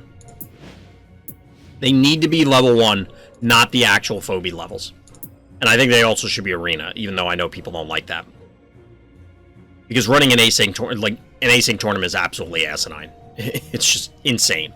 Unless you'd still have to have, maybe you double, so an async tournament would be like arena, but you get double the amount of time on your turns or something like that. That would be acceptable, but then you still have to constrain things to single elim or single games or both, because of the logistical stuff. That's why I think anything in client, unless they're running something like Fright Night, where it's effectively organized outside, but, you know, you play the game, obviously, in Phobies, you would need to, like, if they just had a tournament queue, like there was another button here on the main screen, that instead of just arena and async, there was another button somewhere here, like down here, like under Lake Fear, instead of where the fears are, you know, there's something here or whatever. You click on it, and it's the tournament queue. I think that has to be level 1, or otherwise it's going to get dominated by, you know, the people that have tons of stress levels. Yes, we've all beaten them. We've all beaten people that are like 70, 80 levels above us. It's possible. But I think it would just... It's going to get a bad rap right away. I imagine async tournament basically have to be round robin, all round simultaneously over a week. I don't have any idea how you would do that. And the round robin aspect, depending on how many people, makes that insane. The problem is that if you're... The way it should work for this, if it was an in-client, like, official tournament, would have to be the way... Similar to the way the Pokemon TCG does it. Because you have to keep the events rolling for a variety of reasons. All good. Like, you want to keep the events rolling so you're not taking all day. You want to keep the events rolling so that people can queue up for another one. You want to keep the events rolling so that you can actually, you know, complete the event and not have things end in an unsatisfactory way. Like, if you run an async event over any event over more than the course of a few hours, real life will creep in, and then people will just drop because they can't. And then if people know that they can't, they're never going to queue up, especially if there's an entry fee, whether it's coffee, tears, XP, or money, like real life money. Which ultimately coffee is going to be, right? Like, you're putting in money to get the coffee, and then you're paying the entry fee. I don't think there's any way to actually do it without doing, like, single limb, doing it similar to the Pokemon TCG, where it's an 8-person queue, it's single limb, it'll just, you crank it out, and then the expectation is at most this takes like 3 hours. And it probably shouldn't. It should only take maybe like an hour and a half, at most. Because realistically, you're only playing 3 games, and then like each set of the bracket all starts at the same time, that sort of thing. You can do it Swiss as well, but that's where I think...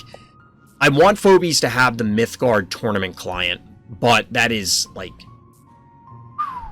it's a lot of coding. If they didn't already have that, like, if they started today, I wouldn't expect that for less than a year. And it would still, you know, they would still have to get put through bug testing and all that stuff.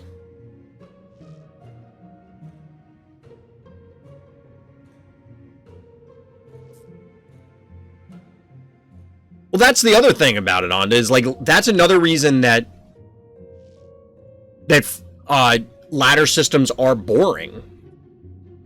Ladder systems just, like, if you're a person, there's a lot of people like this.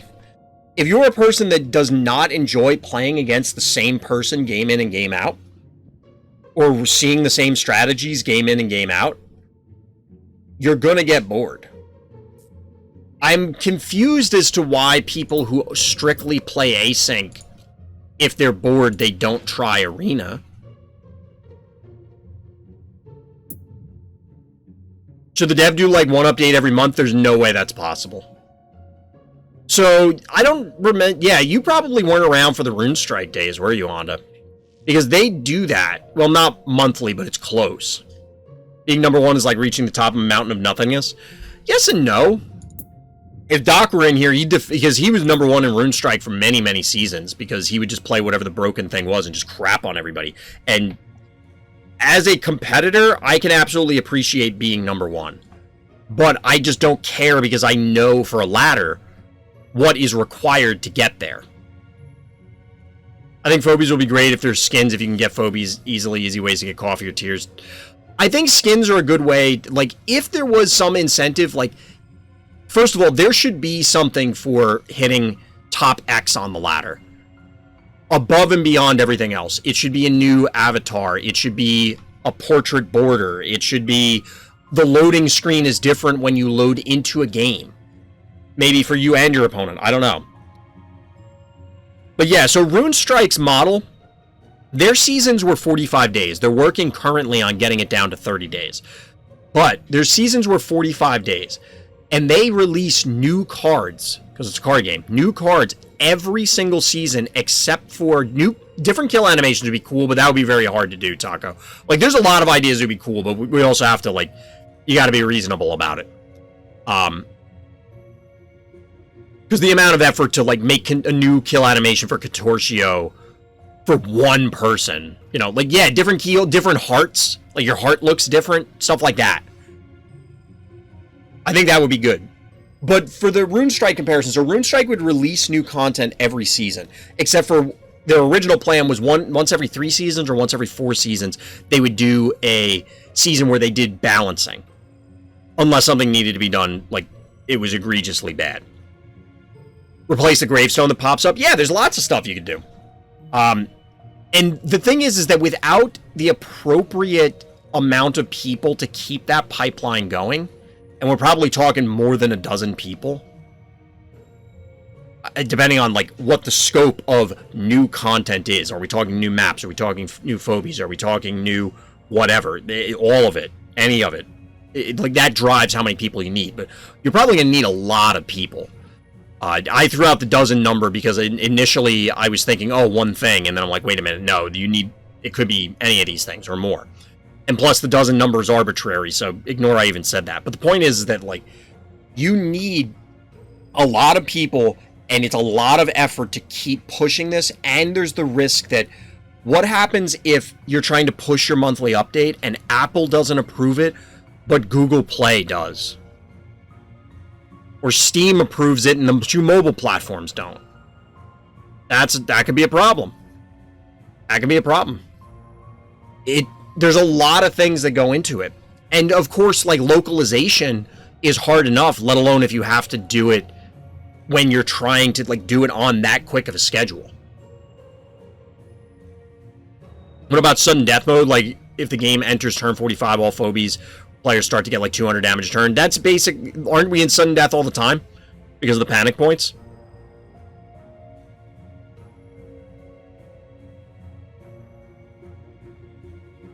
Exactly. Yeah, Taco's calling out the video.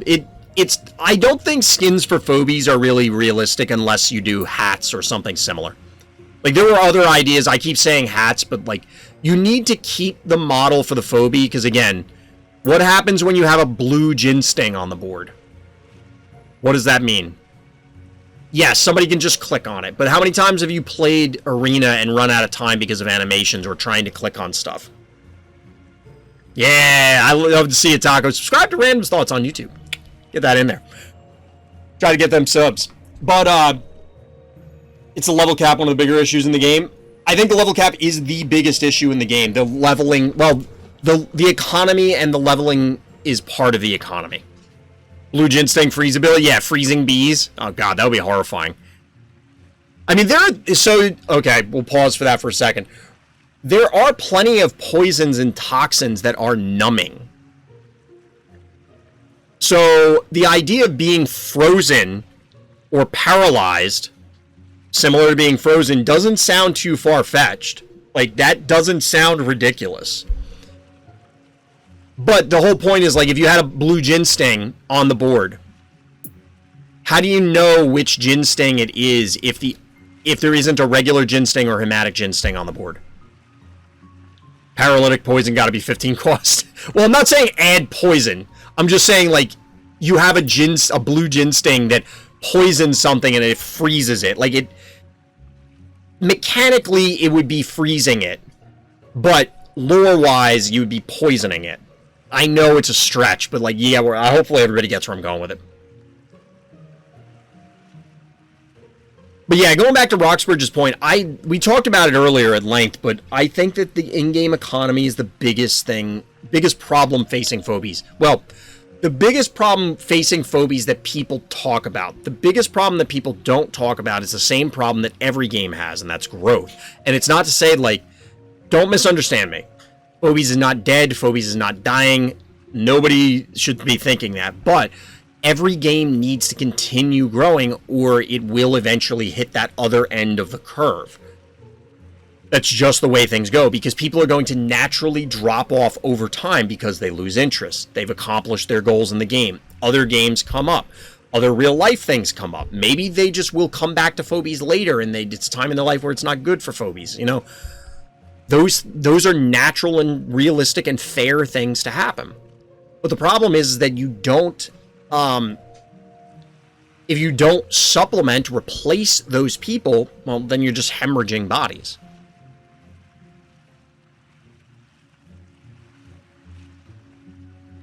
I think Sarkassin is a tarantula because he has so many hairs. But tarantulas are poisonous. I'm pretty sure every spider is poisonous. Or venomous, actually. Technically correct term. Are all, I'm just Googling this now, spiders venomous? Except for two small groups in the arachnid family, all spiders have poison glands and release their secretions into their venom sacs near their, whatever this word is that I can't pronounce. However, the majority of spiders do not bite humans, and except for a few cases, they are not harmful to humans or other mammals. And that's what I was thinking, is that all spiders basically are venomous, but many of them can't even break the skin. WoW proved you keep increasing level caps doesn't make it better game. In fact, it gets worse. The level caps I don't think have anything to do with WoW's issues. The thing is that WoW and MMOs do continue increasing level caps because people want to fill bars. That is a genre about filling bars, which is fine. That goes back to the same thing with Phobies.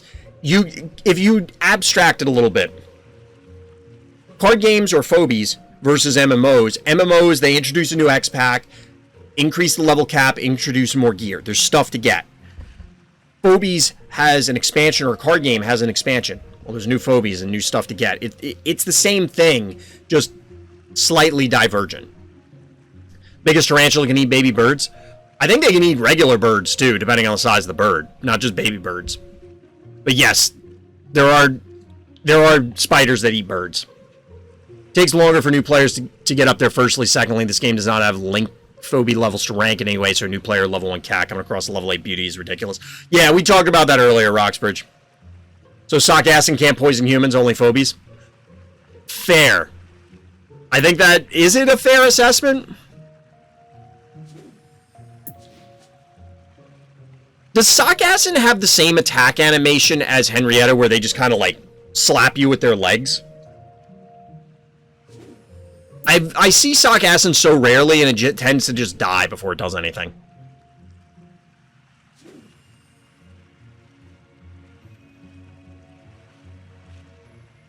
Chat, we're covering a whole lot of... Anybody else got weird topics we want to talk about? We'll get them all out tonight. We got a lot of stuff. We'll think of some other weird ones, chat. Well, don't get too weird, but think of some other topics you want to cover. I'm going to pull up the game reviews. We want to get some of these in.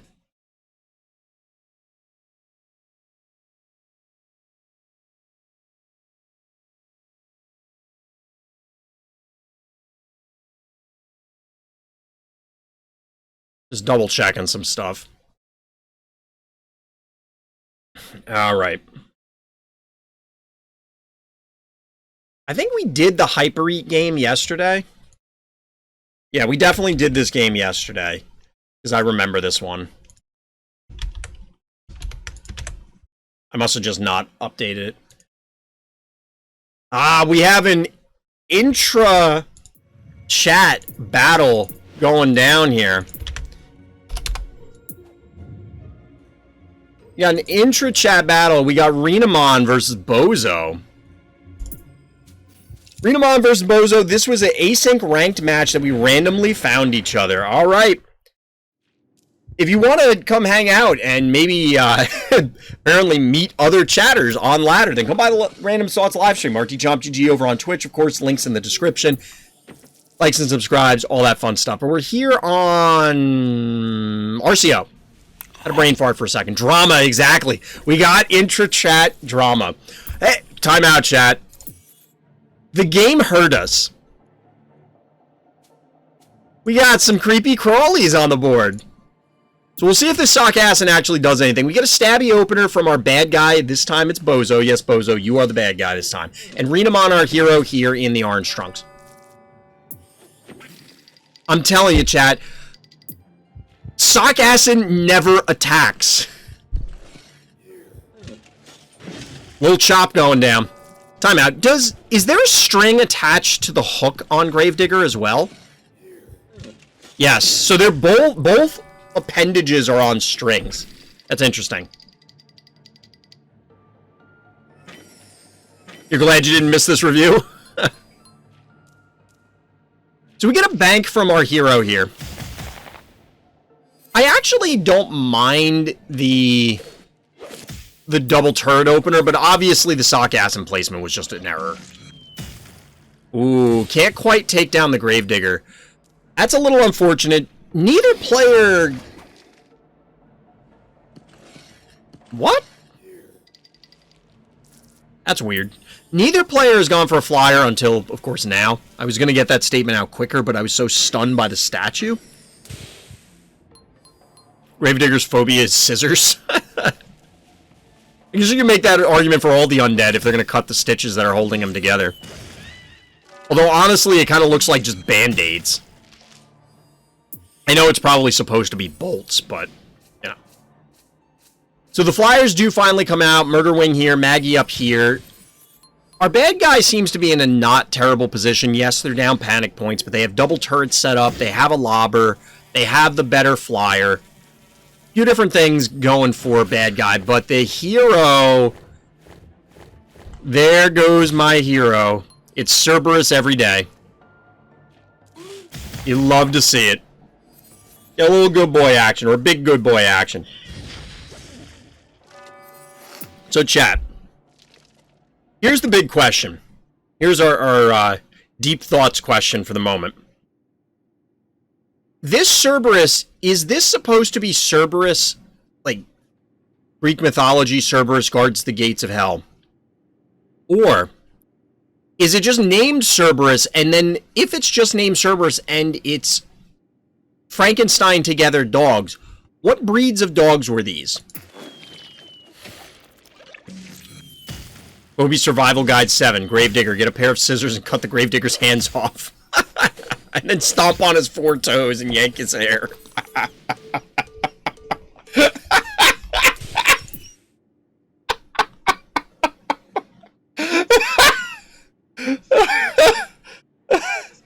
That shouldn't be as funny as I thought it was. I gotta read that again because I'm gonna make this the beginning thing. Phobie Survival Guide Phobie Survival Guide entry number 7, Gravedigger. Get a pair of scissors and cut Gravedigger's hands off and stomp on his 4 toes, then yank his hair. That's absolutely gonna be the intro for this video. Cerberus's hand is like his upper mouth. Yes. I don't know when he attacks with his left hand. Does it have a bottom jaw or no? Or is it just like, he just like swipes at you? I feel like it expands into a jaw, but I'm not sure.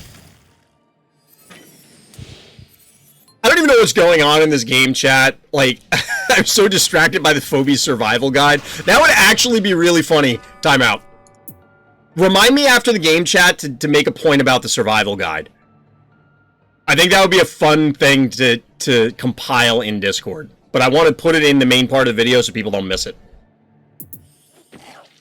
Remind me after the game, chat. We get a little sucky action. So the Cerberus is taking a pounding, and it doesn't look like it's necessarily going to do a whole hell of a lot. It still has a bunch of health, but... And moly bully. When I laugh, I'm glad that people enjoy my laugh so much. I'm glad people enjoy my laugh so much.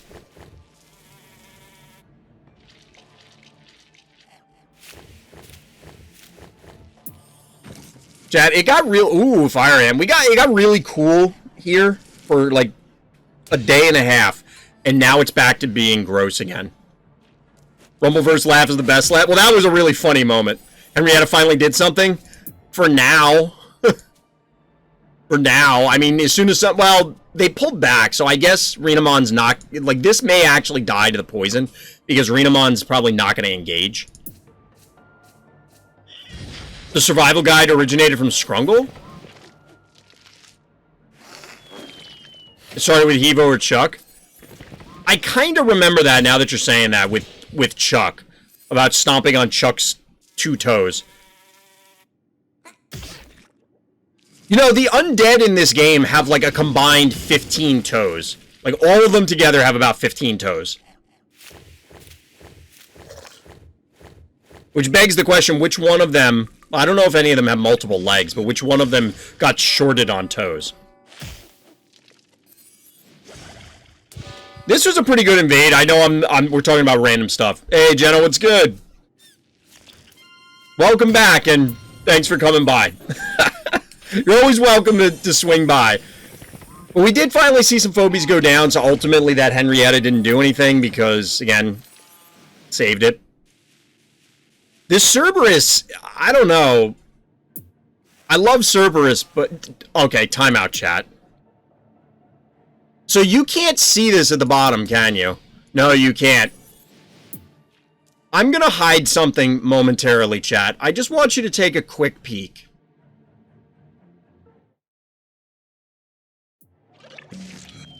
Oh, yes. There are 52 turns in this game. Now that I think of it, most undead Phobies have 4 toes. Yeah, I mean, there's 2 on Cerberus on the right foot, and there's 3 on the left foot. Yeah, I just realized that, chat, and I just noticed that you can't see it because I have the subscriber thing over there. I was curious about that. I'm like, does my overlay obscure anything? Does it hide anything? And then we played some games, and I'm like, no, you can see pretty much the whole map. Well, funny story, it obscures the quantity. So, surprise, we have 30 more turns, chat. We have like 2 more games in this game alone. So, I don't feel bad anymore about talking about random crap. The Phobie Survival Guide, we're going to talk about that after. Taco, you got it. Chat, you got to remind me because that is on the list. It could be a perspective thing. Cerberus's right foot might be hiding the final Tootsie. Fair. You can kind of see it when it walks. There might be a third one there. There might be, because you can see, like, on Cowbell and some of the other Phobies, you can see their other legs when, you know, they're, like, scuttling. I don't know why this is the symbol for scuttling. Not that it actually, I don't know if that's, like, sign language for scuttling. I hope that isn't something bad. I'm not trying to be insulting there. You got little toesies! Okay, so you saw the Cerberus whip around, so it looks like it is perspective. There are 3 on each foot. We can get a moonwalking Cerberus. That's the international symbol for scuttling. I sincerely hope that I'm not doing that and it's actually like an offensive hand gesture or something. Down goes Cerberus. Did Cerberus even hit it? I think it hit 1 Phobie. Oh no! Ah! Clip that, chat. Look at this!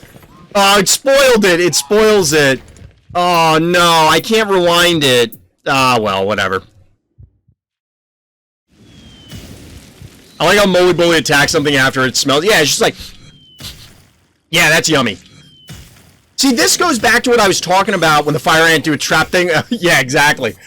This is what I was going back to. That I remember people talking about, like, various fantasy monsters and even real-life creatures and stuff, where it's like, oh, well, that thing only eats carrion. It'll only eat dead things. I'm like, yes.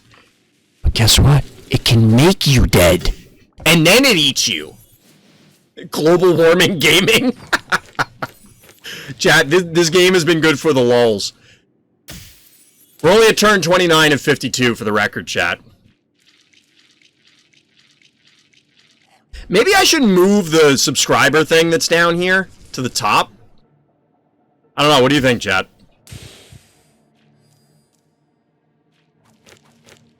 I'll have to see how it looks in a game. Just take a bucket of water and throw it on the fire ant. Yeah, oh my god.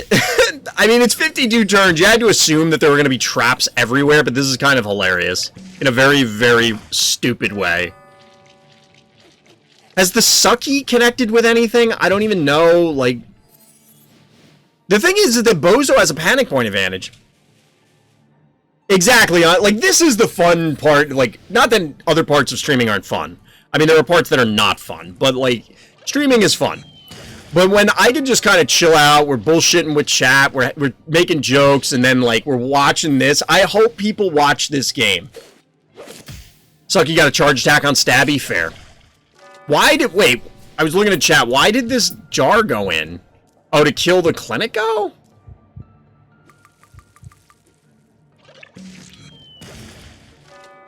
I get it. I get it. Cerberus puts a new meaning to letting the dogs out for free. Problem is, whenever you let the dogs out, I mean, just like in real life, it doesn't always work out.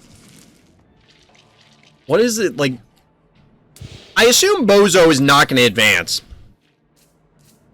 And then eventually there's going to be, like, traps in all of these points, and then Sucky's going to go in. 2,300 health.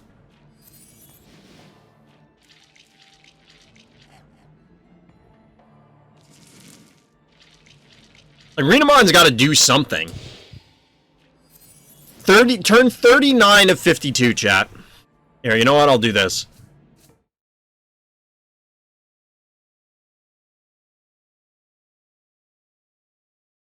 Oh, I have that in the same thing. Never mind. I don't know. I'll have to figure out how I want to do this. Fire ant farming simulator.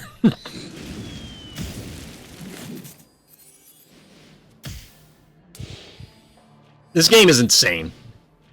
This game is insane. This is bold. Because your Stabby is gonna die. Oh. Maybe it's not so bold.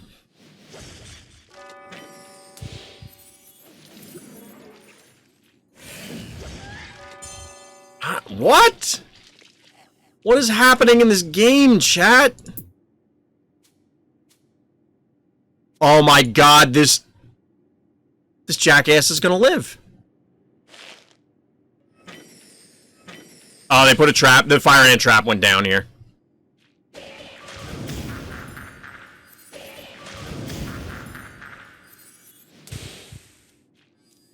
Wait, really, Taco? Why? So what is Bozo's health at? 133. I don't know about this. I guess the Bozo, the Bowmangle's the Bozo. The Bowmangles is going to be in range of Sucky at this point. Plus, there's got to be a million traps here, so they can't go in.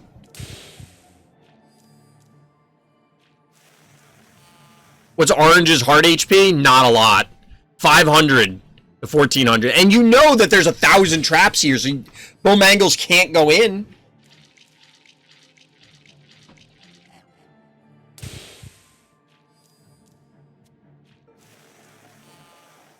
I don't know, Bozo, it's a trap here, but this is, in fact, the last turn of the game. GG.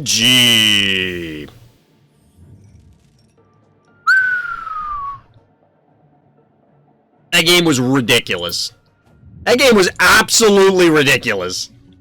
Sucky easy carry, yep. Sucky gaming. Well played to both players. Like I said, an intra-chat brawl, and it did not disappoint. It did, in fact, not disappoint. That was pretty good. That was pretty good. Sucky, no sweat. Honestly, I want to level Sucky, but I really do need to... So, chat, one thing I want to do before we get to the Phobie survival guide, one thing I want to do is I want to put together, like... Okay, we know what the stabby opener looks like, right? With turrets, whether it's this or it's Bowmangles. We know what those look like. What does an opener with Sucky involved look like? On what maps and in what scenarios do you want Sucky? And then, like, okay, my opponent has this, so I want to do a Sucky opener going second. Or I'm going first on this map, so if I start Sucky, that means I push them into this sort of response, which means that I can then prepare for it. It's the same sort of thing, like, the over-exaggerated example is if you open Smiley in order, or you try and force an early Russell is a better example, to get them to go mechanicals, and then you follow up with electrical damage. Sucky plus Cassowary and Red Rum? I wouldn't... I mean, that doesn't sound insane, Onda. Your Sucky's level 10, you really should figure out how to use it. I mean, I'm down for theory crafting that tonight if we want to talk about that, chat. I guess small map that you're... We'll take a look at that, chat. So I'll add that to the list for things we want to do tonight. Or tomorrow, maybe. Sucky Gaming is on the list. I gotta do at least 2 more game reviews tonight, and I want to talk about the Phobie Survival Guide. So, I think it would be a fun... And this is for you, YouTube. Make sure... This came up in the game. So, if you're not watching other people's game reviews, there's definitely fun discussions that happen in there. So, check those out. And also likes and subscribes. Okay, let's not get weird, Taco. That one's weird. So, the Phobie Survival Guide, I think, would actually be a funny thing to literally... So, let's assume all the Phobies were actual monsters. And they could, you know, prey on people. What if, similar to the Phobie Finder bot, what if there was an entry in there for, like, find sheeping gas survival, and then it would respond with whatever chat decides the appropriate way if you were to encounter sheeping gas in the wild and you needed to survive. Not necessarily kill it, but, like, you needed to survive. And I think that would be, like, the answer for Gravedigger of Gravedigger weakness is scissors and then stomp on its toes. Like, that's funny. We already got a Chuck, Hevo, and Gravedigger one. Throw them in Discord, because I will figure out something for the bot. We just need to keep them all collated, so that way I don't lose them. But we'll have to start brainstorming ideas, chat. And if we come up with good ones, like, I don't want them to all be punch it in the neck and then step on its toes. Like, we need some really funny thing. I think that would be a fun thing to do together as a stream. Sheeping gas is fear of flatulence, I guess. Use a breath mint as a suppository. Good God. Honey Bear, does rocket launcher attack but does small sneeze? Maggie literally just sneezed for a bazillion damage because spreading... Oh, no. Spreading corona. I think we gotta come up with stuff that's more original than that. More original. Bad sushi, throw it in the trash where it belongs, literally. Small damage. Gotcha. Gotcha. But yeah, if you're watching this on YouTube, hit up the Random Thoughts Discord, or let me know down in the comments what you think should go in the Phobie Survival Guide. How would you survive an attack from a random Phobie showing up on your doorstep? I think it would be fun. I think there's some fun things. You just got to be creative about it. It can't necessarily be just like, I hit it with a hammer.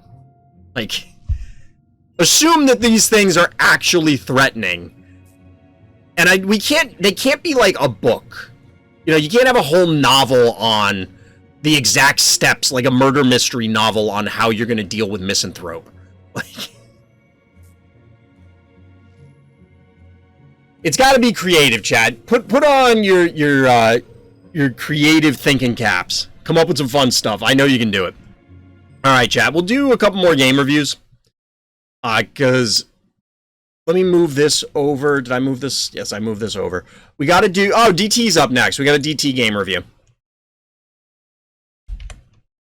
We will be doing more tomorrow, but I want to make sure that I have only so many because we're obviously going to have the pack opening tomorrow. Well, we likely will. I don't know if we definitely will. All right, so our hero here is DT zoning into the blue trunks on Vile Vortis. The notes here are very muddy game, almost lost to Charon. Some of Fears won async. All right. So DT's opening up with the classic. It's a classic. 3-1.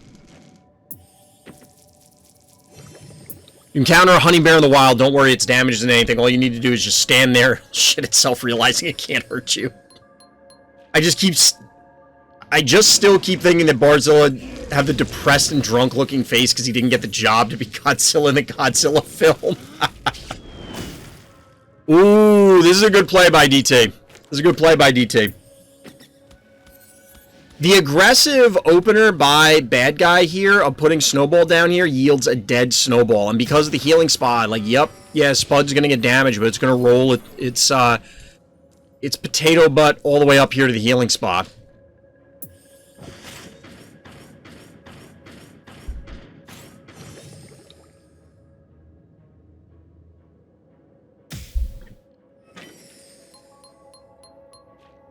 Yeah, the natural predator of Jin Sting is going to be a bear. Or a honey badger. That could be a cool phobia. A honey badger phobia or honey badger looking phobia. So 3 to 2 panic point advantage. Hero. Are you going to bank the 4 keys, though? Banking the 4 keys. I respect this. I think this is a good idea. By the way, there's 29 turns in this game, Chad, in case you were wondering, since I know it's obscured.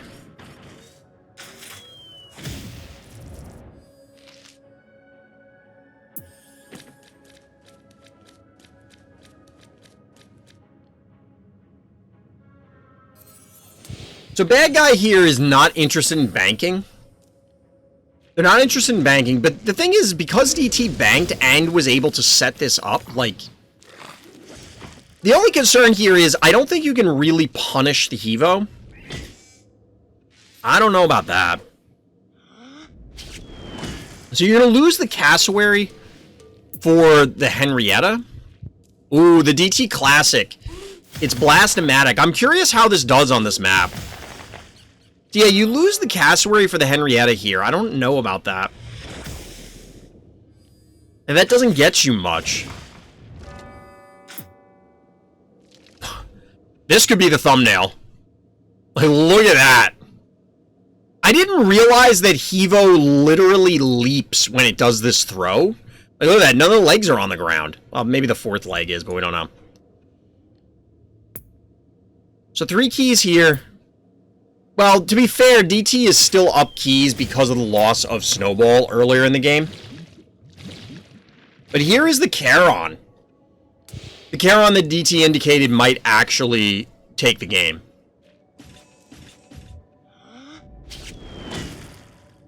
Thick Evo. Evo is pretty thick. The cowbell is preserved. Ooh, the oopsie baby. You love to see it. You love to see it. Looks like a reverse giraffe. Who? Hevo looks like a reverse giraffe? What? I mean, if that's what you're saying, I kind of get it. I don't know about this one, bad guy. Well, take it back. You probably can't punish this. So the positioning there might have been an error. Could the Snowball... The Snowball could have gotten out of here, I think. Temptress comes in as an answer to the Blasto. But the Blasto is a level 10? 3,600, almost 3,700 health. That's a lot. It was quite cathartic.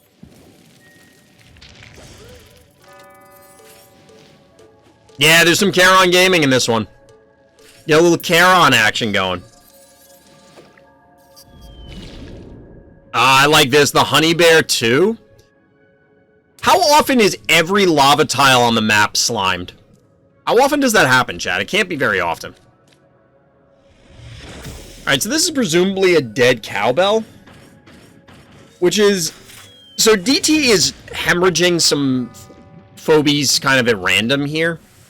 And again, it's not that big of a deal. It's like, oh, well, I lost a cowbell. Like, who cares? But it does add up.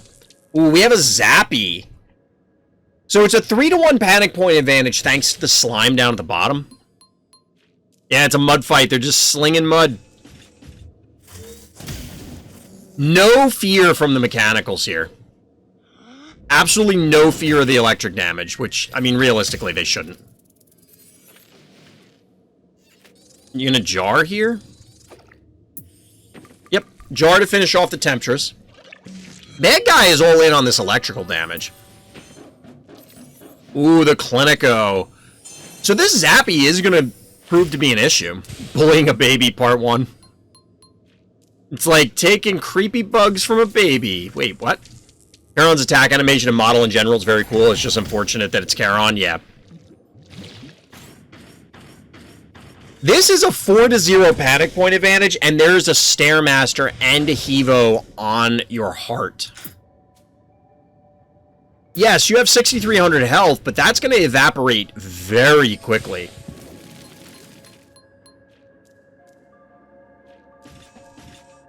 Alright, Hevo's got to reposition, obviously. Spud is... I'm not sure what Spud's doing. It could be trying to recap points. It could be trying to cut off the retreat. But we get Quagmire as the final Phobie from DT. Still 10 keys for bad guy. And just getting some repositioning down here. The, excuse me. The Clinico's definitely dead because it just stood on a trap. Maybe his head will come off and bugs will be in place like Oogie Boogie from Nightmare Before Christmas. Yeah, I think that's probably the inspiration for Oopsie Baby. Little replacement here with Charon. Bad guy seems to be hellbent on staying on the heart. Just repositioning to be in a safer position. Ooh. This is a pretty cool potential thumbnail as well. Like, look at that. That's creepy. I mean, I know that's supposed to be like the veins, but like, whew, it's gross. So heart is at 2780, and it's still a panic point advantage bad guy, 3-to-1. And boss is the follow-up. I'm a firing my lasers!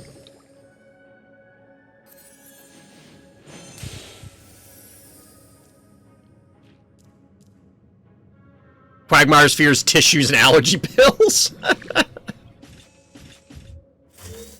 Alright, so panic points have been stabilized, but you still don't have an enormous amount of damage. Well, actually, you might be able to kill the Stairmaster. Can you get the Stairmaster? Ooh, nice, nice. Panic point advantage hero. At this point, I think they've stabilized. Our hero has. I mean, the Hevo still has to be eliminated, and you're still going to have to probably lose some phobies maintaining these panic points, but this is starting to look good. Okay, maybe not. I didn't realize Spud was immediately going to die. 2-to-2 for panic points. And we're getting the follow-up. Last Phobie for bad guys, Cassowary. I could see going for 2 1-drops just to try and spread, and then be like, okay, you have to commit into Zappy and Boss.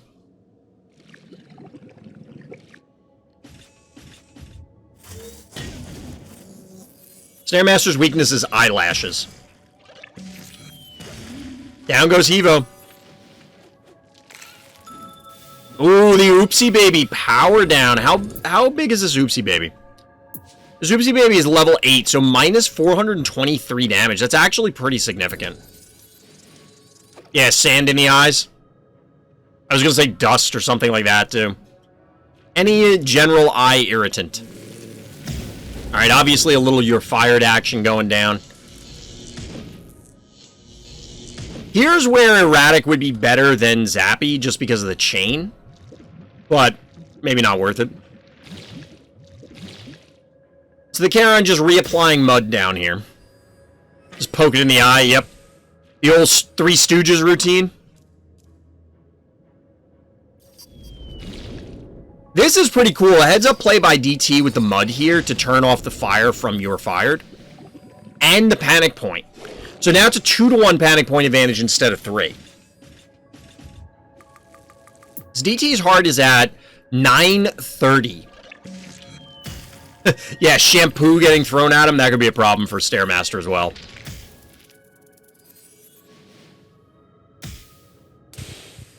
So unfortunately, because of the way Honey Bear had to do this, can't protect the Oopsie Baby from the fire, but, you know, you'll have to find a way to live with yourself.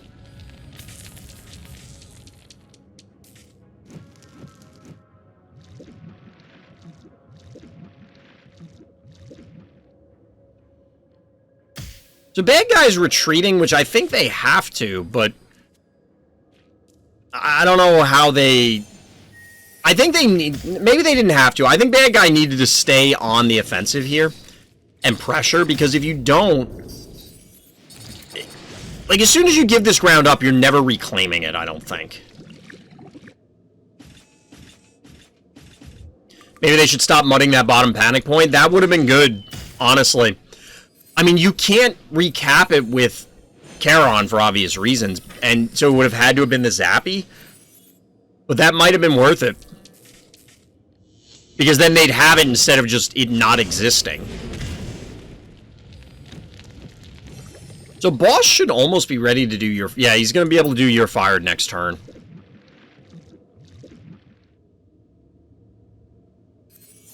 Yeah, this Charon play... I liked it early on, but I agree that it's probably run its course.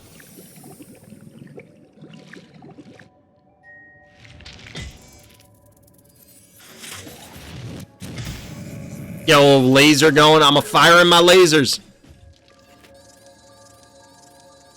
Honey Bear inching its way up. Now it's a 4-0 panic point advantage. Hero. It's only boss against the world, but boss is actually going to be able to You're Fired from this position. However, what boss should probably do is try and run to the heart.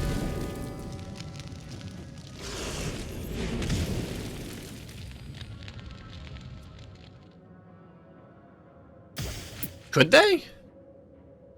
I think you make a run for the heart, because you still have You're Fired, so you can still AoE the heart. It wouldn't be enough, though, because you don't get the burn damage. Well played, DT.